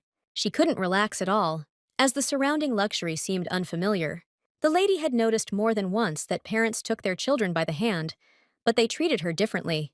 All her life, Rachel spitefully drove away her daughter, who never received anything good. But there was so much love and kindness on Caroline's face that the girl felt uncomfortable. As a result, the heroine became completely confused about how she should behave with her relatives. The next morning, loud arguments took place between the Whites as the family was dissatisfied. The loudest shouter was Palos, who always had a hot and fiery character. His older brother, Langsley, took the situation with Ariana more calmly, although he was also worried. What troubled him far more was the suspicion that the lady might have ulterior motives. Only he raised the question that the Duke's daughter might actually be a spy. But Palos was most indignant against this assumption, which he did not want to believe. So it became increasingly difficult for Langsley to defend his position as a worrier. All conversations were suddenly interrupted by Russell, who was hurt by suspecting his young daughter of something. Langsley remembered better than anyone exactly what Rachel had done when she suddenly left their estate. That's why the brother still didn't trust Ariana, who could easily follow in the footsteps of her treacherous mother. But Russell didn't even want to listen to the younger one, because for him, family was always more important than prejudice. Palos immediately supported the elder, since he himself held the same opinion. It is unknown how long the brothers would have argued if a maid had not suddenly burst into their room. The girl, in a panic, brought the sad news that Ariana, for some reason, had not come to her senses. Meanwhile, the heroine had an extremely sad dream about her childhood, where no one needed her. For some reason, the lady's thoughts periodically returned to her mother, although she never paid attention to her. Only once did she dare to turn directly to Rachel, because she needed care. At that time, the the heroine still hoped that she would be able to melt the cruel heart of her own mother. But Rachel's reaction at that moment was even more terrifying than Ariana could have ever imagined. She forever remembered that she was not allowed to go near her mother, no matter how much she wanted to, and the consequences of this terrible dream were now directly reflected on the face of the young heroine. Ariana tossed and turned in a daze, unable to escape the clutches of sleep. The relatives watched the girl with concern, realizing that they could not help her in any way. Russell, who indirectly brought the lady to this state, suffered the most from helplessness, but his mother blamed only Rachel for lying to the White family about Ariana's life. No one could argue that the girl's entire body looked terrible due to beatings and exhaustion. Palos was the first to attack his brother, who refused to believe the girl until the very end. But now it became obvious that the lady had not lied for a moment about her life at the Bronte estate. Russell took her condition personally, since in the past, he could have gained custody of his daughter. Langsley knew the law better than anyone, so he knew Rachel had custody rights. Everyone understood that Ariana would only get worse if her mother demanded that she be taken back. So the adults decided to hide the lady's presence on their territories. Russell's first order of business was to find evidence of Ariana's abuse, and for this, his brother needed all the information from the lady, although it was difficult to ask her for details. After some time, the heroine's sleep finally calmed down, as if she had found herself in a real paradise. Ariana watched with pleasure the endless blue sky that appeared before her eyes. So when she opened her eyes, her mind and consciousness were finally in perfect order. But she still didn't expect to see her father in front of her, who never left his daughter's bedside. For the first few seconds, the heroine felt as if she was only seeing the remnants of a dream in front of her. But soon the lady realized that Russell was indeed personally near her bed. Ariana remembered very well the honor with which one should address people of higher status. But her words only made Pelos even more angry, as he wanted to get closer to the girl. The man was the first to express outrage that the lady did not call Russell her father. But the heroine couldn't understand how she could even address the Duke of the East in such a way. Moreover, Palos wanted Ariana to call him only uncle, which is what he was to her. Such demands only further confused the girl, who had never known a real family. She still felt that she should treat everyone with as much respect and politeness as possible. However, the Duke of the East's middle brother looked like he dreamed of being called uncle. Ariana was used to always obeying her elders, so this time she didn't argue with the elder. But she didn't expect that one word of hers could bring so much joy to her active relative. In contrast, the other uncle was the embodiment of strictness and calmness all his life. He was the one who had a lot of questions for Ariana, since he was responsible for the legal part of the family. The heroine was only too happy to help the adult to prove that she could be trusted. Her heart fluttered with fear when the man's hand suddenly reached towards her face. But it turned out that Langsley only wanted to support the girl by stroking her head. Like everyone else, he would also like Ariana to have a good rest first. The heroine found it strange that all these people showed concern for her by default. She was prepared for any mistrust, but it turned out that the family accepted her with open arms. Each of the men was constantly fighting for the attention of the girl they missed. It was clear to everyone around, even without words, how much Ariana's arrival delighted the White family. Only Palos showed his emotions openly, rejoicing at the prospect of having a niece. The heroine couldn't bear such joy, and long-awaited tears of relief welled up in her eyes. When all the adults had left, the Duke of the East, for some reason, still remained next to his daughter. But the heroine felt uncomfortable eating quietly in front of her father, since she was not used to him. Russell immediately noticed the fact that the lady had not yet fully recovered from her sleep. The man sincerely wanted to help his daughter with nutrition, but his face let him down once again. So Ariana experienced real horror at the sight of her father's emotions, because she didn't yet know his peculiarities. But in such a situation, she could not resist a man who was higher in status than her. Suddenly, Russell begged the lady to let him spoon-feed her. Ariana was surprised by the fact that her father's voice was so full of sadness and pain next to her. There was a feeling that the Duke was worried about the girl, but she refused to believe it. She was still waiting for the man to ask questions about the estate, but for some reason, they never came. It turned out that Russell didn't care about the reasons why his daughter came to his estate. He was ready to accept her into his life at any time, even if he would suffer because of it later. This is because White always considered Ariana his daughter, even though he didn't take her away as a child. Even with all his attentiveness, the Duke did not notice that they were now being watched. Two mercenaries from Rachel finally found the blue-haired lady to kill her. Even they felt the woman had crossed a line when she asked them to find her daughter. But they never argued with the orders of the customers, because they always asked for a higher fee. So they calmly endured all of Rachel's anger, understanding that Madame simply wanted the task to be completed. They thought that the Duke of the East would not be an obstacle to the execution of their terrible deeds. But the mercenaries underestimated the main defenders of the Eastern territories, who did not let anyone through. The Russell brothers arrived just in time to prevent an assassination attempt on Ariana. Even Langsley joined Palos, though he hated getting his hands dirty with blood.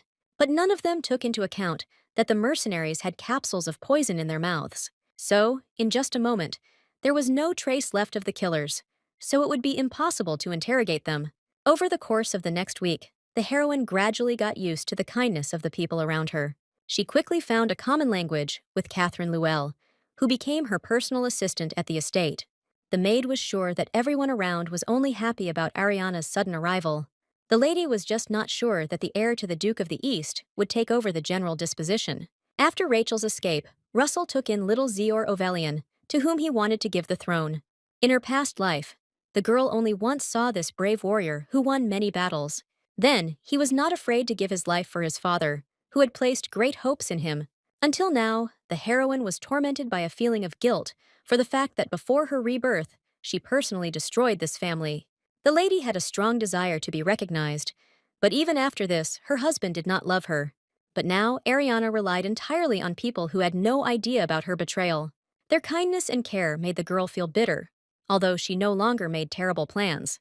Thoughts about Ziora did not cause any envy in the girl, because she had no intention of taking the throne.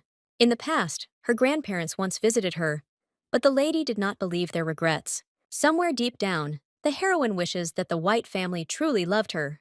But Ariana had no doubt that her father could have taken her earlier if he had wanted to. She had experienced so much humiliation and pain that she had become accustomed to not trusting the people around her. Loneliness became Ariana's faithful companion, no matter how hard she tried to escape from it. But now, it was much easier for the girl not to get attached to anyone, so as not to experience pain. Rumors that the Duke of the East's own daughter had returned home soon reached the military camp, and Zior could not miss this news, although it caused pain in his knightly heart. Now, the guy could well be worried that the girl would take his place on the throne. Only an heir could have had such sad thoughts, because his place was important to him. So it was no surprise that Zior couldn't be truly happy about the lady's return. As usual, the emotional Ovelian was plunged into sadness due to the news, which was controversial. The assistant had long since become accustomed to the fact that the master often worried about little things and trifles. So in moments like these, he just tried not to bother the guy who needed to figure himself out. Therefore, Zior once again allowed himself to show emotion due to the fact that he could be removed. Meanwhile, the heroine continued to live peacefully in the estate, which she had reached with difficulty. The only thing she was worried about was that everyone around her wanted to introduce her to young Isabel White. This girl was a relative of Ariana, although they had only met once in their past life. At that time, the lady was so carried away by other guys that she didn't even look in her sister's direction. But now the situation was conducive for the girls to finally get to know each other. But the heroine wasn't eager to communicate with a lady who was about her age. She looked forward with horror to the meanness and deception that girl could perpetrate. Only Isabel was genuinely looking forward to meeting her sister, whom she had never seen. Her parents warned her in advance that it would be better not to bother the daughter of the Duke of the East. And soon, Ariana showed up at the general dinner, trying to act like a real aristocrat. But she was the only one who observed all the rules and decorum, since the White family valued sincerity more. It was for this reason that Isabel immediately declared that her sister's outfits were almost tasteless. Palos was horrified by how much his daughter had become disobedient to the rules of behavior. After all, it was Russell who chose all of Ariana's clothes, trying to follow the latest fashion. This time, the heroine was prepared for mistrust, so she calmly responded to all the girls' words. But Isabel was dissatisfied, even with the fact that her relative addressed her too formally. In this, she was like her father, for even Palos could not tame her hot temper. The heroine tried her best to ignore the girl who was deliberately provoking her, but Isabel was not one to put up with such treatment at the table. Because of such conversations, the atmosphere at the table quickly became more tense than anyone would have liked. Ariana was soon complimented on how well she had her table manners, These words made the girl remember how much work she had to go through for this. She suffered many times in prison because of the cruelty of the teacher who instilled manners in her. And the result was that Isabel envied her sister, whose manners were much better than hers. The girl never hid her emotions, so she quickly began to show dissatisfaction. She immediately stated that a lady does not have to eat some of the products if she does not like them.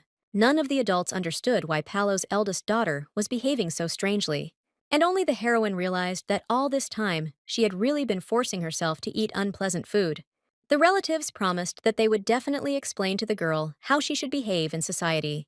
Ariana didn't even think of being offended by her sister, although her direct words could have hurt anyone. Isabel screamed until the very end that a lady should not do something she did not like at all. So one of the counts, with great difficulty, dragged her along with him to have a good talk about her behavior. But Isabel still broke free to remind Ariana that she could live freely. Only after this did the girl's strength leave her, and she was finally forced to calm down for a while. Of course, the adults apologized to the heroine for her sister's bad behavior. But the lady was impressed, because she really had been forcing herself to eat things she didn't like all this time. She had never allowed herself to choose before, because she was afraid of appearing weak. But now circumstances were such that Ariana had a lot of freedom. After lunch, the girl had to join the discussion with the rest of her relatives. She remained wary, but the adults only asked about her wishes for the future. The heroine honestly admitted that she would like to stay in the estate until she comes of age. She had no idea that everyone around her had long considered her part of their large and strong family. So it was strange for the men to hear that the lady had no hope of staying in the estate. While the girl was prepared for the fact that even these relatives would demand a lot from her, she sincerely promised that she would never betray her family as long as they supported her in the estate. At this time, Russell was thinking about the many letters he had read about the abuse of his daughter. So it didn't surprise him that Ariana acted so cautiously around her good relatives. The girl seemed to be asking the Duke why he had treated her this way and abandoned her to her fate. Russell constantly blamed himself for not saving the little girl he loved so much. What he feared most in the world was that Ariana hated him for all his past actions. In fact, the lady did not feel anything good towards her father after everything she had been through. If it weren't for Russell's actions, all the pain in Ariana's past life could have been avoided. However, the girl would never have admitted to her father how much hatred she felt. But the Duke of the East easily recognized the false smile of his daughter, who still did not trust him. The man accepted this fact with dignity, although his whole heart was breaking with pain. So he still planned to officially appoint Ariana as his daughter in the future. The Duke's assistants were already busy collecting materials to put this plan into action, and the girl was ready to help in order to take away guardianship from her evil mother forever. She knew several people from high society who witnessed her hard life. The adults did not expect that they would be able to collect even the words of aristocrats as evidence. But Russell had no reason not to trust Ariana, because he had loved her since childhood. This is how the heroine began to help in the investigation, which was supposed to lead to her freedom. That evening, in the Northern Territories, Count Taseo Heron awaited the return of his master. His son Andrew helped his father in everything, since he was supposed to take his place in the future. Soon the knights announced the long-awaited arrival of the Duke of the North, who had been delayed on the way. As usual, Cyrus kept a calm expression on his face, and nothing could surprise him. During Karhi's absence, Taseo looked after the estate well, so no problems arose. But he didn't expect that the Duke would return without the girl he had feelings for. It was Isaac who spread all these rumors about Kiris, and they reached the Northern Territories. Of course, Karha was not one to forgive such actions, even from close aides. Perrin was always ready to die because of his big mouth, and now that day has come. So the guy didn't even think of being indignant about the cruel punishment from the Duke of the North. He was saved only by the faithful Noah, who wished to share all the pain with his wayward friend. Cyrus encouraged friendly relations between warriors, so this time he softened the punishment for them. So now Lewis only had to whip his assistants, rather than kill them. To prevent the master from coming up with something else, Taseo quickly distracted him from the hapless knights. From the count's face, Karka noticed that there was still one thing worthy of his attention. It turned out that Heron had managed to catch the children whose minds had been zombified by the Paganist Guild. So, despite their appearance, these little ones became the most deadly killers. That is why the Duke did not hesitate, even though he had to point his sword at the children. Cyrus had long since become accustomed to the fact that if he did not kill Paganis's followers, they would kill him. Even Teseo didn't expect the captured children to retain their strength for their final attack. That is why the Duke showed no mercy to anyone who touched this damned and cruel guild. Immediately after a long journey, he needed a good rest in a warm bath. But even in such a situation, heavy thoughts did not leave Carus, who thought only about revenge. As a child, the Emperor certainly had a hand in killing the young boy's parents. He placed Karhu on the throne of the North, in the hopes of quickly destroying him. As a result, the boy's beloved nanny had to sacrifice herself to save his life. And Count Heron gave his hand so that the young heir to the North would not be harmed during the battle. This is how Kyrus's personality became stronger, and he no longer wanted to be that defenseless boy. Until now, he had been planning to raise an army to take revenge on everyone for the death of his parents. Along the way, he also looked for proof that his family was not actually guilty. And Rachel's letters told part of this story, although the information was still scant. However, the Duke did not regret at all that he had spent so much time observing Ariana. In the end, he was able to get at least something to punish all his offenders in the future. Of course, thoughts about the girl who had so interested him also did not leave Kyrus's head. He hoped that she would be treated well in the East, since Russell had written a lot about his daughter. Ariana's fate was so important to Karhe because she reminded him so much of himself as a child. But unlike him, the blue-haired lady never learned to trust those close to her. Meanwhile, at Kyrus's estate, Isaac was taking his punishment for his chatter with dignity. Lewis was merciless even to her friends, because honor for her was much higher than knightly friendship. So Isaac got what he deserved for spreading rumors about the Duke of the North's marriage. His friend Noah still didn't believe that Cyrus would open his heart to some unsociable girl from the East. The boy didn't believe that their master was ever capable of smiling happily. This is because even in their safe lands, Karka was always on edge. But the knights did not know that the Duke of the North was now seeing a beautiful dream about young Ariana. And so on his face, there was a sweet smile that no one had ever seen before. The few weeks that the heroine lived on her father's estate passed surprisingly calmly for her, but the girl still never forgot for a minute that her mother could still try to kill her. However, in such a relaxed atmosphere of the East, the lady gradually became less afraid of everything around her. Only today, for the first time in a long time, someone's loud voice disturbed the peace of the Duke's daughter. It turned out that Isabel had finally been allowed to come, and she immediately ran to meet her sister. Just like last time, Paolo's daughter was horrified by her young relative's pink dresses, while the heroine saw no problem in wearing dresses from her father. But she couldn't argue with such an active and self-confident girl who was her relative. Isabel was even more angry at her sister because she still spoke to her formally. The lady remembered that her close connections in the court would help her, so she did not upset the girl. This is how Paolo's daughter mistakenly decided that her influence and beauty helped her in this matter. In fact, Isabel didn't just visit her sister, because she already had a prepared plan. Soon, a large-scale festival for merchants and commoners will take place throughout the East, and the girl wanted Ariana to enjoy the event with joy, which she would see for the first time. And for this, the lady was going to pick out beautiful outfits for her that would no longer be pink. But the young ladies did not know that the Duke of the West was still looking for the escaped Ariana. Rodion had long wanted to kill the blue-haired girl who had caused him problems all his life.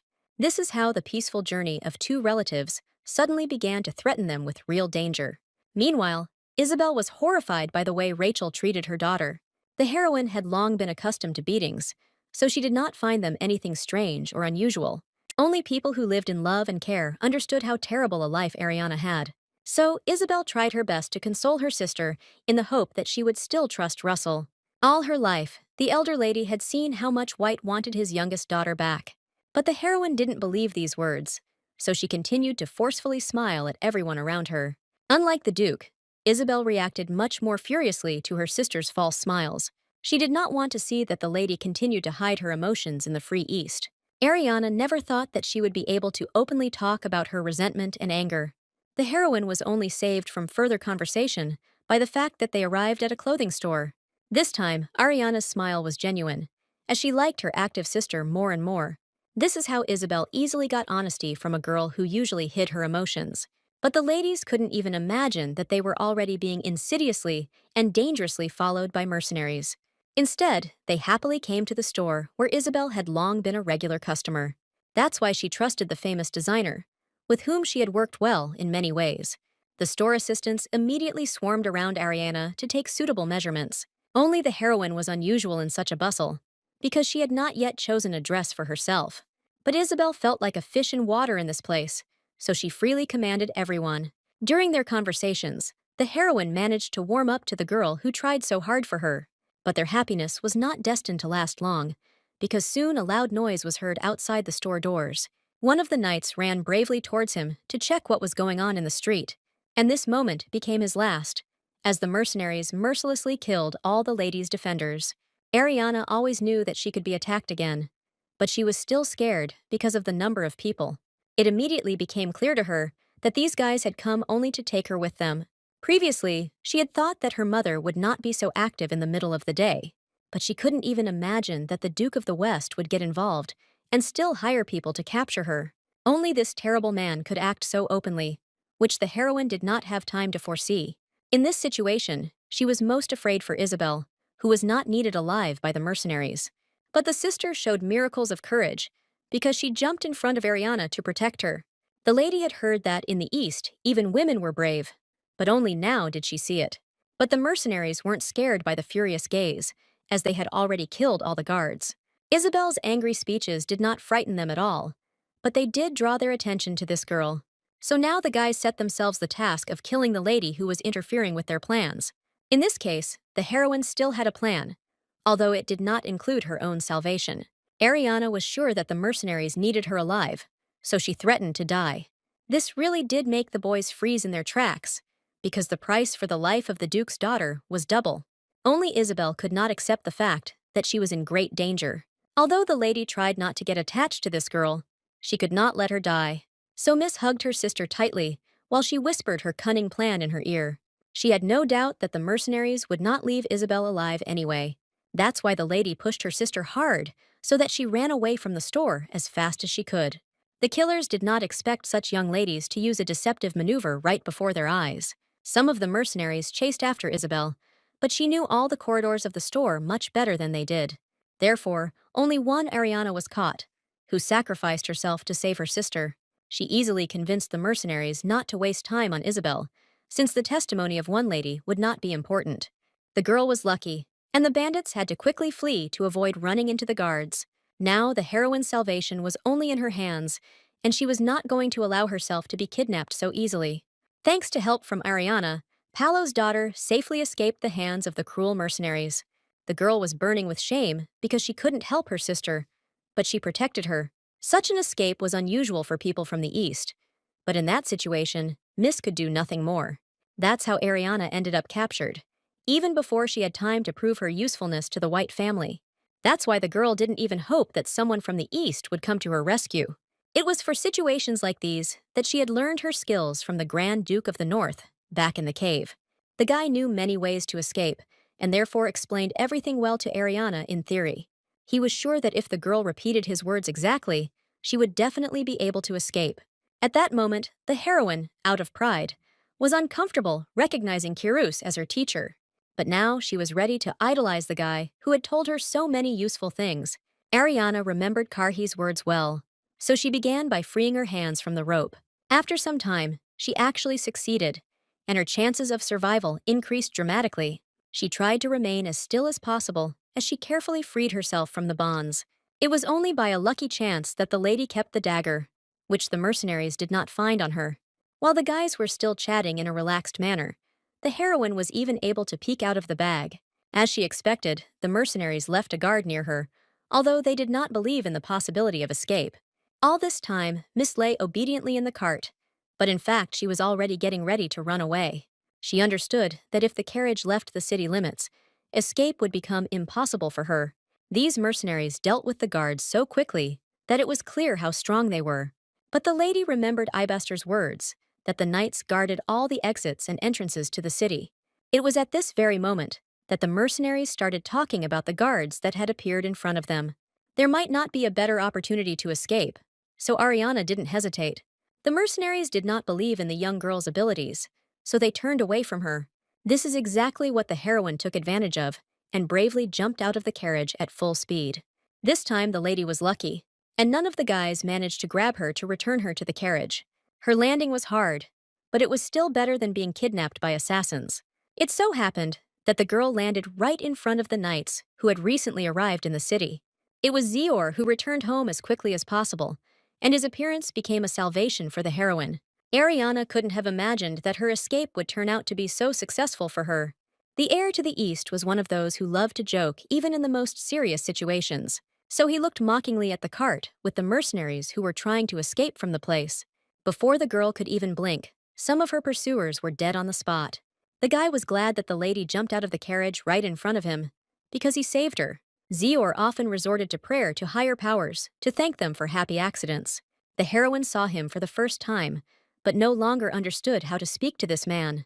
The heir quickly changed topics of conversation, which made him seem superficial and reckless.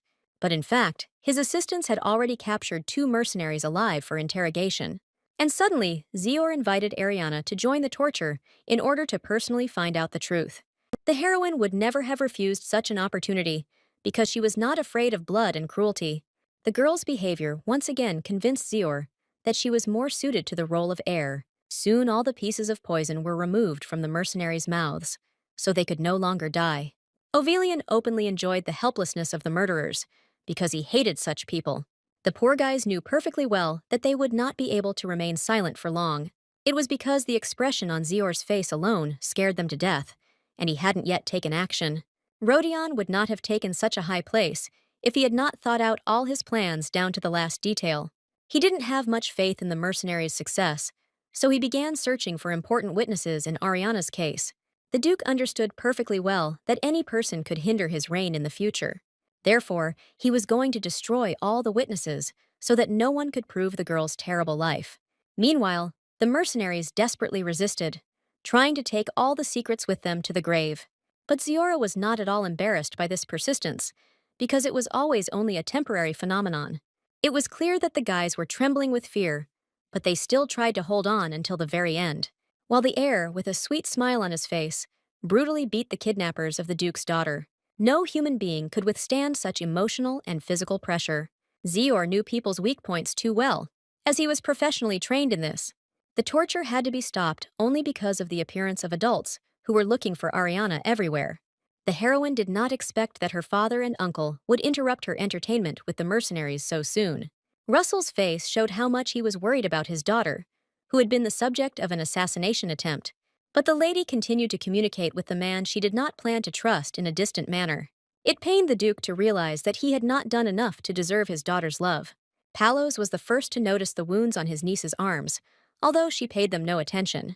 The lady was accustomed to severe wounds, so these scratches were just a trifle for her. But Palos and Russell weren't prepared to bring the girl to a place where people were being tortured.